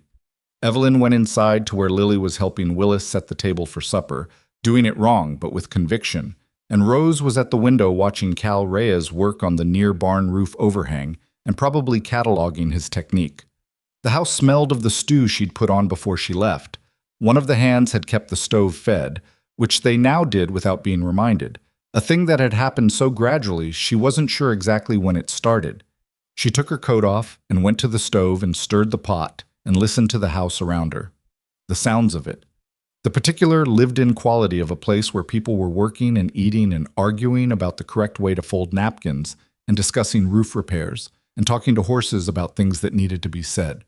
She had been here 6 weeks. She had walked onto a platform with 2 children and a worn suitcase and the arithmetic of a woman with no more options, and she had walked off it into a wagon headed north toward 40 miles of hard country and a man who had said, "I don't need someone who makes my life easier." He had been right about what he needed. She had been right about what she could give. Whether either of them had been right about everything else, the parts that weren't practical, the parts she could feel developing in the kitchen late at night over ledgers and coffee, the things she was still not naming, that was a question she was leaving alone for now. There was still too much work to do, and work, she had learned, was where she had always found herself most clearly. She stirred the stew. Lily argued with Willis about the napkins. Rose pressed her nose against the cold glass of the window to watch Cal's technique on the roof, leaving a small fog circle that faded and returned each time she breathed. Outside, the Montana sky went dark the way it always did, completely, without apology, taking the light with it and leaving the stars in its place. Arthur Cobb filed the formal complaint against Vernon Mills on a Monday, and by Wednesday the news had reached Red Hollow the way news reached small frontier towns. Not through any official channel, but through the specific osmosis of a community where everyone's business was eventually everyone else's business, carried from the feed store to the dry goods counter to the barber shop and back again until it had traveled the full circuit and arrived, slightly altered in the details but accurate in the substance, at the ears of everyone who mattered. Evelyn knew it had spread when Tom Garrett came in for breakfast on Thursday and said, without preamble, "Vernon Mills was at the saloon last night telling people you've got a grudge against him." She poured his coffee. "What kind of grudge?" "The kind that a newcomer develops against established people because she doesn't understand how things work out here." He said it flatly, reporting rather than editorializing. "What did people say?" Tom picked up his coffee. "Depended on who was listening. Some of them have been shorted by Mills too, and know it. Some of them have been doing business with him long enough that the relationship feels like loyalty even when it isn't." "And the rest?" "The rest are waiting to see which way it falls before they decide what they think." She had expected this.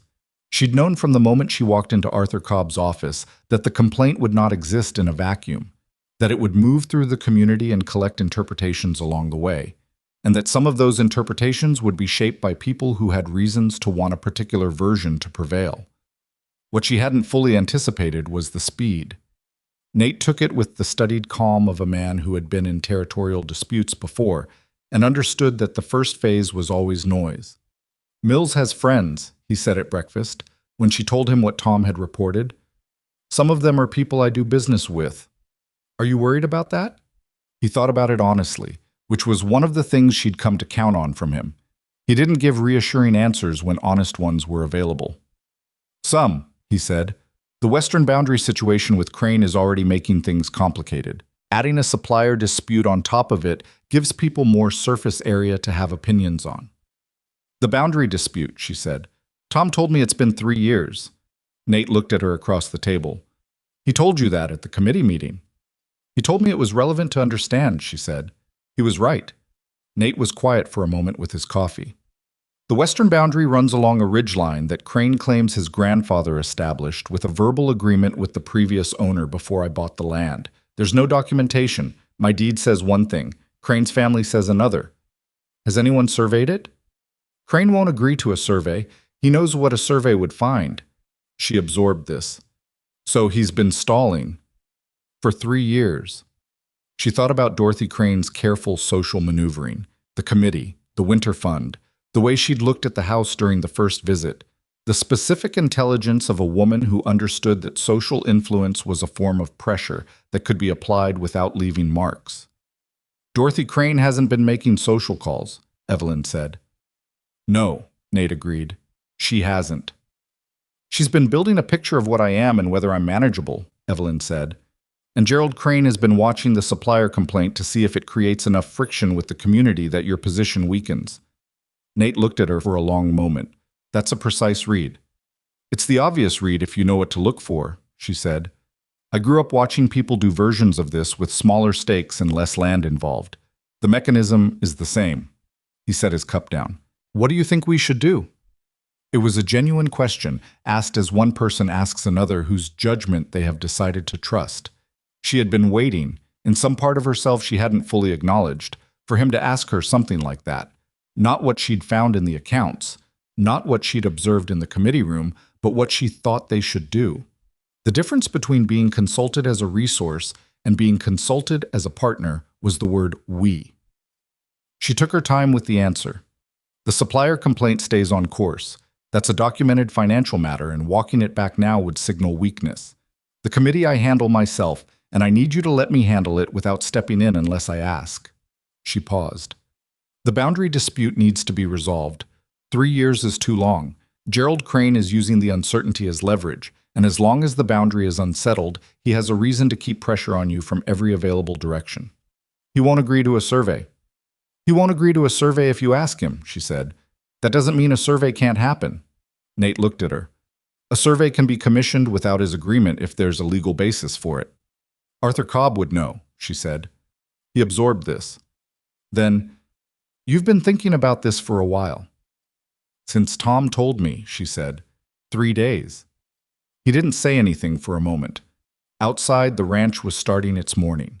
She could hear the hands in the yard, the horses in the near barn, Willis arguing with General about something that General had done wrong, General's total indifference to the argument, the ordinary sounds of a place in motion. "All right," Nate said, "we do it your way." The committee meeting, the following Wednesday, was the one where the winter fund records were supposed to be available for review. Dorothy Crane had agreed to it with the smooth grace of a woman who had no intention of being caught without them. And when Evelyn arrived at 2 o'clock, the ledger was on the table, clean, organized, and showing 3 years of contributions and distributions with a clarity that suggested it had been prepared for presentation rather than kept in ordinary use. Evelyn sat down and opened it. She went through it with the same systematic attention she brought to the ranch accounts, and the women around the table talked about other business while she read, which was the appropriate social form and which suited her completely. She was not trying to find fault. She was trying to understand the structure of the thing. What she found was not fraud. It was something subtler and more interesting, but the fund distributed to families according to a logic that was never written down anywhere, which meant the distribution reflected the committee's judgment, which meant it reflected Dorothy Crane's judgment, which meant it was a mechanism of community influence dressed in the clothing of community generosity. The Halverson family had received help. The Kessler situation had been addressed. But there were two families Evelyn knew about from Tom Garrett, the Pickett family and an older widow named Marjorie Sands, who lived 12 miles north of Red Hollow, who had no entries in the distribution records. She closed the ledger. "Thank you," she said to Dorothy. "It's clearly well maintained." Dorothy Crane received this with the pleasantness of a woman who had been prepared for scrutiny and not found lacking. "We try to be thorough. I did notice," Evelyn said, "that the Pickett family and Mrs. Sands aren't in the distribution records. Were they considered?" A small quiet. "The committee determines need on a case-by-case basis," Dorothy said. "Of course," Evelyn said. "I only mention it because Tom Garrett said the Pickett family lost a third of their livestock in the early November storm, and Mrs. Sands is managing a loan on a property with a failing roof section." She paused. "If the committee wasn't aware, that's useful information for this year's distribution." The two women from the back row, she'd learned their names by now, Helen Marsh and Frances Aldermore, both of them ranchers' wives who had been in the territory longer than Dorothy Crane and had their own views about how things should work, exchanged a look that Evelyn caught in her peripheral vision. Helen Marsh said, "I wasn't aware of Mrs. Sands's roof situation. That sounds urgent." "It is," Evelyn said. "I thought the committee would want to know." Dorothy Crane looked at Evelyn with the careful expression of someone who has just watched a position shift beneath them and is determining the appropriate response. She was good enough at this not to react poorly. What she did instead was something that Evelyn had not fully predicted. She leaned into it. "Mrs. Blackwood," she said, "your familiarity with the community's needs after only 6 weeks is impressive.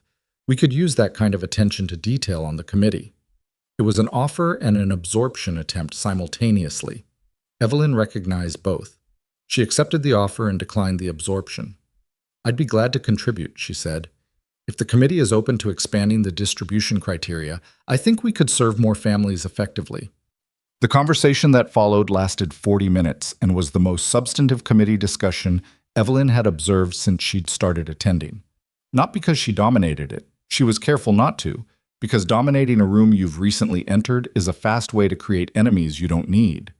But she directed it by asking questions that led the group toward conclusions they would have reached themselves if someone had arranged the right sequence. By the time she left, the Pickett family and Mrs. Sands were on the list for this year's distribution. Helen Marsh had asked for Evelyn's contact information so she could share concerns about 2 other families before the next meeting. Frances Aldermore had said, as Evelyn was putting on her coat, "We've needed fresh eyes on this committee for a while," in the tone of someone who meant it as a compliment and also as an implicit commentary on the previous state of things.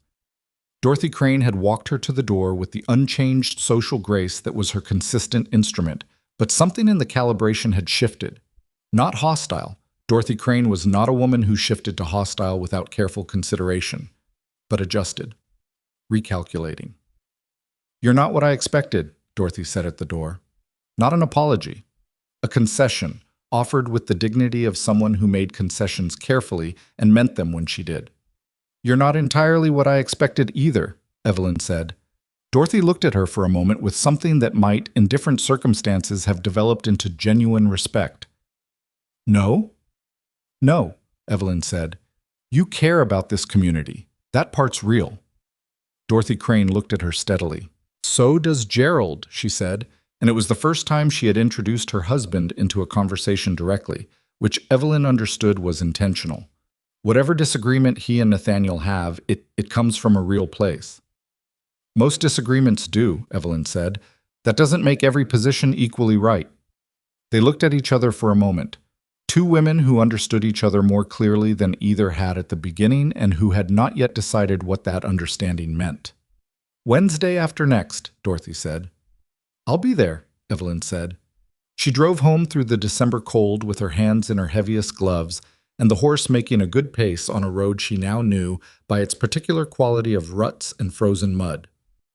The sky was doing what it did in December, going dark early, pulling the light out of the day at 4 o'clock, as if it had somewhere more important to be.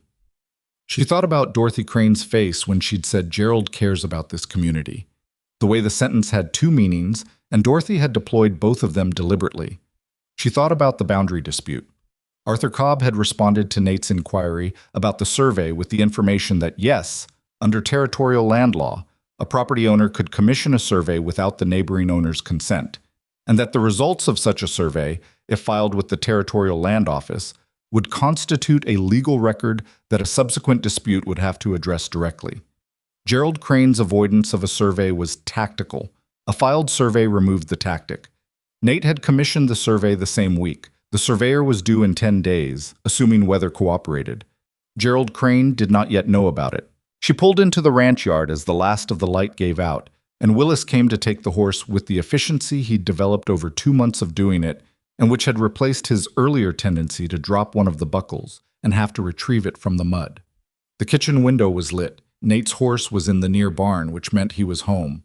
She could hear Lily's voice from inside the house, rising and falling in the particular pattern of Lily telling a story, which she did frequently and at length, and with a commitment to narrative detail that Evelyn recognized as something inherited from Daniel, who had been a man who believed no story was worth telling quickly. She stood for a moment in the cold yard. She had been here 2 months. The person she was now, standing in this yard with cold hands, and the committee records organized in her memory, and the boundary survey 10 days out, and the complaint against Vernon Mills moving through Arthur Cobb's office. This person had been here 2 months. The woman on the platform felt like someone she had known, someone she could account for accurately, but also someone at a distance she couldn't quite measure. She went inside. The crisis arrived 12 days later, and it arrived as crises often did on the frontier, fast, sideways, and dressed as something else. The surveyor had come and gone. His results confirmed what Nate's deed had always stated. The western boundary ran along the ridgeline that gave Blackwood Ranch an additional 230 acres of grazing land that Gerald Crane had been treating as his own for the better part of a decade. The surveyor filed his report with the Territorial Land Office in Milford on a Friday. Gerald Crane heard about it by Saturday. He arrived at Blackwood Ranch on Sunday morning, which was the kind of timing that said he'd spent Saturday thinking about whether to come, and had made his decision by dark. He came alone, without Dorothy, without Hands, which Evelyn read as either a gesture of good faith or a calculation that arriving without visible support would play better. Nate received him in the yard. Evelyn was in the kitchen and could see through the window. She stayed where she was. Crane was a large man, built like someone who had done outdoor work for 30 years and never stopped. He was perhaps 60, with a face that had been weathered into a kind of permanent severity that wasn't necessarily his character, but had become his expression. He and Nate stood in the yard in the cold and talked for 15 minutes, and she could see from the posture of both of them that it was a conversation where neither man was giving ground easily. When Nate came inside, his face had the particular closed quality it got when he was managing something rather than processing it. "He wants to negotiate," Nate said. "The survey result isn't negotiable," Evelyn said. "It's filed." "I know, he knows. He's asking for a conversation about the transition." Nate got coffee and stood at the counter. "He says the grazing on that section is important to his winter operation. He's not wrong, it's good land." "It's your land," she said. "Yes." He drank the coffee. He also said something about the supplier complaint, that it's creating tension in the community, that people are choosing sides. She looked at him. Is that his concern or a message from someone else? Nate met her eyes. He understood what she was asking. He mentioned Dorothy's name once, sighed she has real respect in this community, and hoped things could stay neighborly. There it was. The connection she'd seen from the committee room but hadn't been able to confirm directly. The supplier complaint, the boundary survey, the social committee. Not separate pressures but parts of the same structure, applied from different angles. "He's coordinating with her," Evelyn said. Not a question. "I think they've had a conversation, yes." She thought carefully. This was the moment where the wrong move was more costly than inaction. She had been building something for 2 months, in the committee room, in the supply yard, at the kitchen table with the ledgers, in Tom Garrett's gradual shift from watchful reserve to something closer to alliance. She had been building trust the way you built anything in difficult conditions, with attention, consistency, and an honesty that didn't require the other person to be naive to believe in. "What does Crane actually want?" she said. "Not what he said. What does he want?" Nate thought about it. To not lose 12 years of assumed access to that land without getting something in exchange. Can you give him something in exchange? Depends what he's willing to take. Then find out, she said. Have the conversation, but not as a concession, as a business arrangement. Your land, your terms, and if there's a grazing agreement to be made, it's made in writing with Arthur Cobb present. Nate looked at her. You think he'll agree to that? I think Gerald Crane is a man who's been operating in the assumption that this situation would never be directly addressed, she said. He's been doing it long enough that some part of him believed it. The survey removed that. Now he needs a path forward that lets him keep his dignity while adjusting to the reality. She paused. Most people will take a fair deal if it's offered at the right time and in the right way. The key is not letting him turn the negotiation into a reversal. Nate set down his cup. When did you figure all this out? On the drive home from the committee meeting, she said. I've been waiting for the survey to be filed before doing anything with it. He looked at her with that expression that she had been carefully not naming, the one that was quieter than approval and more specific than trust, the one that appeared at the kitchen table at night and in the yard sometimes and once, briefly, when she had knelt in the snow to fix General's broken collar buckle, and looked up to find Nate watching her from the porch with an expression that he'd straightened out of before she could fully read it. I'll talk to him tomorrow, Nate said. I'll set up the meeting with Cobb for the following week. Good, she said. She went back to the accounts, but he didn't move immediately. He stood at the counter for a moment and then said, Evelyn. She looked up. What you said. About most people taking a fair deal if it's offered at the right time and in the right way. He paused. That's not something you know from accounts management. No, she said. It isn't. Where does it come from? She thought about Daniel, who had been a gentleman and a fair one, and who had known how to negotiate a bad harvest with a grain buyer without making an enemy. She thought about the 8 months alone on the farm, the conversations with the bank's man that she'd had to manage carefully enough to buy herself time without promising things she couldn't deliver. She thought about the boarding house in St. Louis, where she'd negotiated a reduced rate by offering to help with the laundry, and had understood that the negotiation was really about the landlady's overwork and not about money. From paying attention to people, she said. A long time of it. He nodded once, slowly, in the way he had of receiving information and placing it correctly. I'm going to need you in the meeting with Cobb, he said. I know, she said. The meeting happened on a Thursday, 8 days after Gerald Crane's visit to the ranch yard. Arthur Cobb's office above the general store held 5 people with the slight crowding of a space designed for 2. Cobb at his desk, Nate and Gerald Crane in the chairs across from it, and Evelyn and an associate of Cobb's named Harmon standing to one side because there were no more chairs and neither of them had asked for one. Gerald Crane had looked at Evelyn when she walked in with a look that covered surprise, adjustment, and a rapid recalculation in the space of about 3 seconds. He had come prepared for a conversation with Nate. He was not quite prepared for Evelyn, which was not an accident. She said, Mr. Crane, in a tone that was entirely pleasant, and offered him her hand, which he shook. And then she moved to stand beside Harmon and didn't say anything for the first 20 minutes while Cobb laid out the legal situation, and Crane's attorney, a man who had arrived from Milford and had the slightly rumpled look of someone who'd made the trip faster than he'd planned, made the counter-arguments that Crane's attorney was obligated to make. What she was watching was not the legal exchange, which was proceeding as expected. She was watching Gerald Crane, the way he held his jaw. The moments when his attorney said something that relaxed him slightly, and the moments when his expression tightened. The place where the argument he'd prepared for gave way to a position he hadn't fully worked out. It came when the attorney finished his prepared argument and Cobb summarized the legal position for the 4th time. The survey was filed, the record was established, the 230 acres were documented as Blackwood property. And Gerald Crane sat with his hands on his knees and said, So what I want to know is what Nate is going to do about it. It was an odd thing to say. It was the sentence of a man who had run out of his prepared argument and was falling back on something more fundamental. The expectation that there was a relationship here between men who had been neighbors for years that would shape what happened regardless of what the document said. Evelyn said, He's going to maintain his property, Mr. Crane. The question is what kind of working relationship you and he have while he does. Everyone looked at her. Gerald Crane looked at her with the full attention of a man being addressed directly on a significant matter by someone he hadn't expected to be a relevant participant. "I've been looking at the grazing records for the western section," she said, and spread the paper she'd brought on the corner of Cobb's desk. A single page, the summary she'd prepared, clear and unambiguous. "The section supports approximately 60 head over a winter season. If Blackwood Ranch were to offer a grazing lease on a portion of the western section, documented, at fair market rate renewable annually, that would give your operation reliable access through a legitimate arrangement rather than a disputed one." She paused. "A legitimate arrangement protects you legally as much as it does us. Right now you have no documentation on that land at all." Gerald Crane looked at the paper.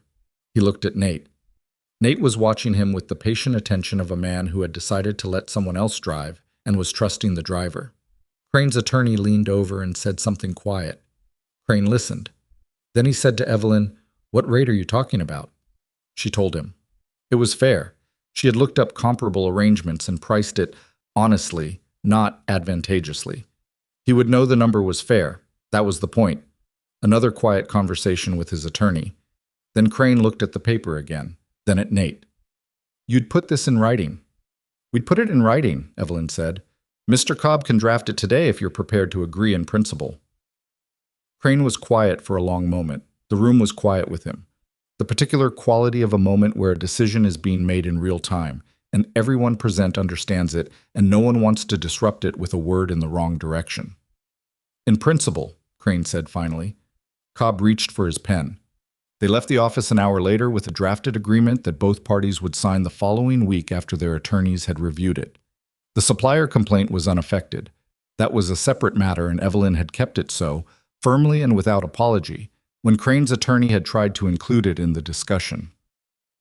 On the street outside, Gerald Crane stopped before getting into his buggy and looked at Evelyn with an expression she found difficult to categorize. Not gratitude. It was too complicated for gratitude. Not hostility. The moment for that had passed.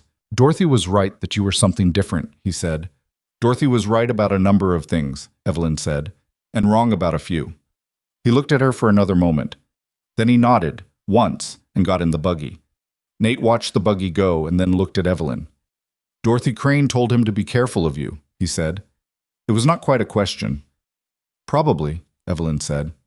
"That's all right." "Why?" "Because being someone people are careful of is different from being someone people don't respect," she said. "One of those is a problem. The other is useful."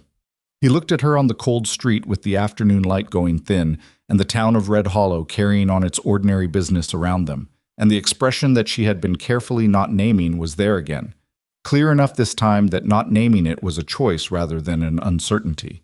She looked back at him. "We should get back," she said. "Tom said he wanted to talk to you about the south pasture fencing before dark." "We should," he said, and didn't move for a moment. Then they went to the wagon and drove the 40 miles home in the December cold, and somewhere around the 20th mile she fell asleep against the wagon side with her coat pulled up, which had never happened before. She had always been awake for the whole drive, alert and calculating. She wasn't aware of falling asleep. She was aware of waking up, though. The ranch was in view, its shapes familiar now, the barn and the house, and the outbuildings exactly where they were supposed to be. The dogs were probably at the gate.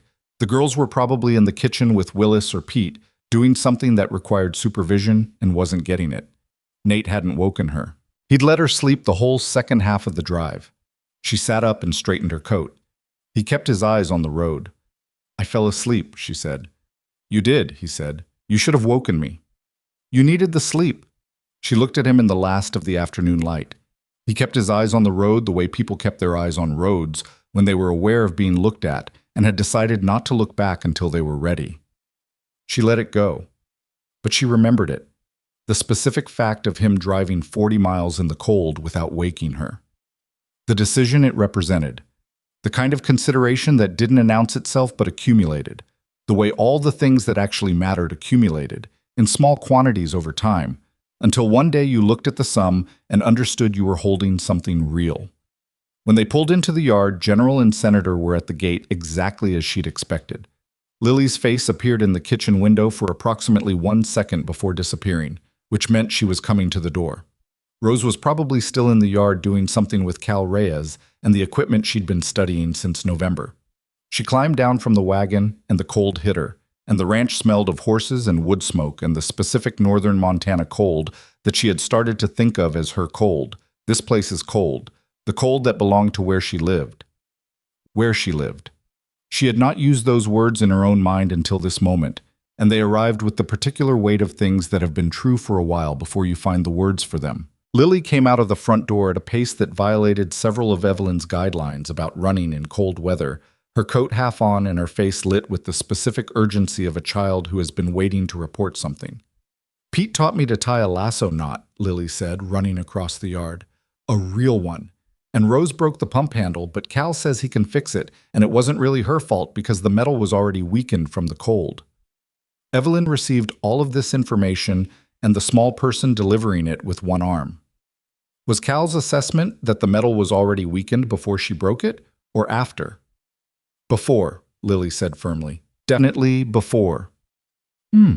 Evelyn said. She walked toward the house with Lily attached to her arm, and she could hear Nate behind her talking to Tom Garrett about the fencing, the normal sounds of the end of a working day. And she thought about the meeting in Arthur Cobb's office, and Gerald Crane saying in principle, and Dorothy Crane in the committee room recalibrating, and the supplier complaint moving steadily through Cobb's formal process, and Tom Garrett in the kitchen saying good catch, and Bud's healed hand that he'd shown her last week with the slight proud embarrassment of a man unused to being taken care of. She thought about the woman on the platform. She thought about what that woman had not known. Standing there with her arithmetic and her worn suitcase and her daughter's hands, running numbers that didn't add up, in a town that had made its decision and was waiting for her to leave. That woman had not known about Tom Garrett, about Rose's not conversations with Cal Reyes, about the feel of knowing a 40-mile road well enough to fall asleep on it, about the particular shift in a man's expression when he was deciding to trust something he hadn't planned to trust. She had not known about any of it. She pushed open the kitchen door, and the warmth came out and wrapped around her, and she went inside. The Vernon Mills complaint settled in February, 6 weeks after Arthur Cobb filed it. Mills did not contest it in the end. Evelyn had suspected he wouldn't. A man who had been running a quiet short-changing operation for years depended on that operation remaining quiet, and the moment it became a matter of formal record, the thing that had made it work disappeared. He agreed to repay the documented discrepancy amount across 3 installments, signed a revised supply agreement with new verification terms, and did not return to Blackwood Ranch personally. A younger man from his operation handled deliveries going forward, and every load was counted before any invoice was signed, and the numbers matched every time. It was not a dramatic resolution. There was no confrontation, no final reckoning in the street, just paperwork and signatures, and the quiet close of a door that had been left open too long. Nate told her on a Thursday evening, the same way he told her most things, directly, without preamble, while she was at the kitchen table with the accounts. She looked up from the ledger. He said Mills had agreed. She nodded. He sat down across from her and they went over the adjusted figures for the quarter, and that was that. Later, when the house was quiet and the girls were asleep and the fire had gone down to coals, she sat alone in the kitchen for a while and let herself feel the full weight of what the past 4 months had been, not the satisfaction of outcomes. She'd learned to be careful with that, because outcomes had a way of producing new problems that satisfaction made you slow to see. But something quieter, the feeling of having carried a thing the full distance it required. The grazing lease with Gerald Crane was signed the same week. Dorothy Crane appeared at the following committee meeting without visible acknowledgement that anything had changed between them, which Evelyn respected.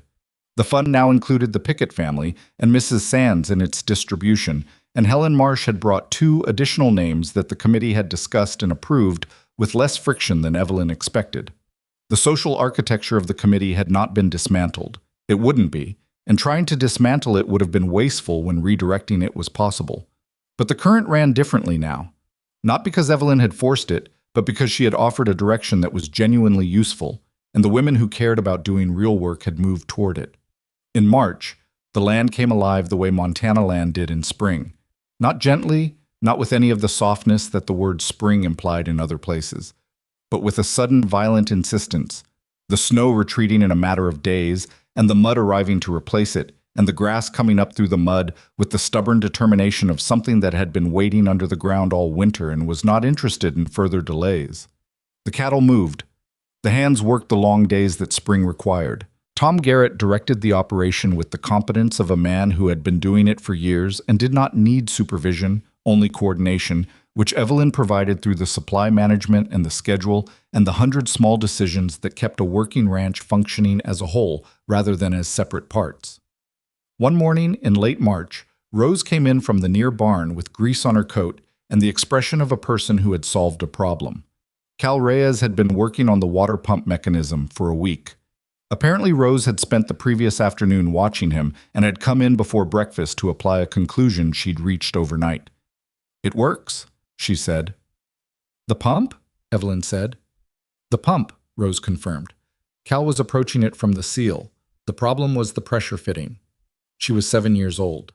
Evelyn looked at her daughter. The grease, the certainty, the complete absence of any sense that fixing a pump at dawn before breakfast was unusual, and felt something that she could not have explained to anyone who hadn't spent a year and a half watching a child learn to be afraid of the world and then, slowly, learn to stop. "Go wash your hands," she said. "Breakfast is almost ready." Rose went to wash her hands. She did not appear to feel that any further discussion of the pump was necessary. Lily, who had come down from upstairs in the middle of this exchange, said, "Pete's going to teach me to ride today, a real ride, not just the yard." "When did Pete agree to that?" Evelyn said. "Yesterday. He said I was ready." Lily paused. "He might not remember agreeing, but he agreed." Evelyn put the biscuits on the table. "We'll discuss it with Pete at breakfast." Pete, when asked at breakfast, looked at Lily with the expression of a man retrieving a conversation he had genuinely forgotten and then confirming to his own mild surprise that yes, he had said that. He looked at Evelyn. "She is ready," he said. "I wouldn't have said it otherwise." "After chores," Evelyn said. "And Tom Garrett comes."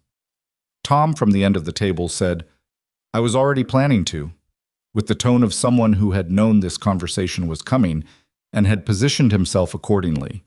Nate, who had been drinking his coffee and reading this exchange with the quiet attention he brought to the ordinary mornings of the household, looked at Evelyn across the table. She looked back. Something passed between them that didn't require words. The specific recognition of two people who have built something together and are, in an ordinary moment over breakfast, aware of what they built. It had not been declared. They were not people who declared things easily, either of them. What they had built had grown from the practical foundation Nate had described on the platform in October, not from romance, not from the kind of feeling that arrived ready-made, but from the repetition of honest days and the accumulation of small choices made in the same direction. It had grown the way the grass was growing now in the March mud, from underneath and without announcement, because the conditions were right and the thing had somewhere to go. He had not said the word love. She had not said it either, but 2 weeks ago, when she had come in from the cold, after a difficult day managing a supply delay and a disagreement between two of the hands that had required more patience than she'd had available, he had put coffee in front of her without being asked and sat down across from her and said simply, "Tell me about it." And she had. All of it. The supply delay and the hands and the particular tiredness of managing people when you had nothing left. He had listened the whole way through. He had not solved it or reframed it or offered the perspective she should have had. He had just listened, and when she was done, he said, "That was a hard day, and that was enough." She thought about that now, at the breakfast table in the March light, with her daughters and the ranch hands and the sounds of a working morning organizing themselves around her. She had been a woman standing at the end of a platform with nothing. She was aware of that fact most days, not as a wound anymore, but as a reference point, a place from which to measure distance. The distance was considerable. Not because the ranch had made her safe, the land was still hard and the winters were still serious and the accounts still required vigilance, and people still sometimes looked at her and saw the mail-order bride from the program, rather than the woman who had restructured the supply chain and turned the committee's fund toward families that actually needed it. The distance was not a distance from difficulty. It was a distance from the particular helplessness of having no ground to stand on. She had ground now. She had built it, alongside a man who had recognized something in her before she'd fully recognized it in herself. and alongside daughters who had grown into this place with the adaptability of children who trust their mother enough to follow her into the unknown, and alongside a group of men who had started out watching and waiting and had ended up being the kind of people you called on in a storm. None of it was what she had imagined when she wrote those careful letters to 7 different men over 14 months. She had imagined safety as a destination, a condition you arrived at and stayed in. She understood now that it wasn't a destination. It was something you built every day, imperfectly, with the people around you, from the ordinary materials of work and honesty and the willingness to be useful in ways that mattered. After breakfast, Tom Garrett took Lily out to the paddock for her first real ride on a horse named Biscuit, who was 16 years old and had not been surprised by anything in a decade. Evelyn watched from the yard. Lily on the horse was both terrifying and completely right. She sat too loosely and held the reins wrong and had an expression of absolute determination that suggested she would fall off and get back on until she got it correct. Rose came and stood beside Evelyn. They watched together. "She's going to fall," Rose said. "Probably," Evelyn agreed. "And then she'll get back on." "Yes." Rose considered this. "That's how she does everything." "It is," Evelyn said. Rose was quiet for a moment, then, "Is that how you did it? When things were hard?" Evelyn looked at her daughter, 7 years old, with grease still faintly visible on her wrist from the pump she'd fixed before breakfast, watching her sister on a horse with the steady attention of someone who was always paying attention to more than one thing. "More or less," Evelyn said. "Sometimes I fell further before I got back up, and sometimes I wasn't sure I was going to, but I got back up." Rose nodded slowly. "Because of us," she said, not asking for confirmation, just locating the fact correctly. "Because of you," Evelyn said. "And because of me." Rose considered this distinction. Then she nodded again and went back to watching Lily, satisfied that the accounting was accurate. This was the thing people didn't understand when they looked at the woman on the platform and saw desperation. What they saw was real. She had been desperate, in the specific and practical sense of a person who has run out of alternatives and is standing in the last available place. But what they didn't see was what was underneath the desperation, what had been there the whole time and had not been extinguished by the loss of the farm, or the death of Daniel, or the 14 months of careful hope followed by careful rejection. She had survived everything that came before Red Hollow. By the same method, she looked at what was in front of her, she assessed it honestly, she decided what could be done, and she did it. Not because she was exceptional, not because she was fearless. She had been afraid most of it, quietly and without sharing the information. But because she had learned, somewhere in the years of difficult things, that waiting to not be afraid before acting was a condition that would never arrive, and the only alternative to acting afraid was not acting at all. She had acted. The rest had followed. Not easily, not cleanly, not without cost, but it had followed. Lily did fall, 20 minutes into the lesson. Biscuit stopped politely. Tom Garrett caught the situation before it became worse. Lily got back on with the expression of someone who had expected this and was not remotely deterred. Nate came to stand beside Evelyn. They watched Lily get back on the horse. "She's going to be a good rider," he said. "She's going to be a determined rider," Evelyn said, "which might be more useful." He made the sound that had become, over 5 months, the sound she recognized as his laugh. Contained, dry, arriving slightly after the moment that prompted it, like a man who had forgotten he was allowed to find things funny and was still getting used to remembering. She did not look at him when he made it. She kept her eyes on Lily and the horse and the wide Montana morning, and she felt the cold March air on her face and the ground solid under her feet, this particular ground that she had built her life on, and she did not say anything. Some things didn't need to be said to be real. The mail-order bride nobody wanted had arrived at the end of a platform in October with 2 daughters and a worn suitcase and the last of her arithmetic. She had not been rescued from that platform. She had walked off it into hard country with her eyes open. That was the part that mattered. That was the part that was always going to matter.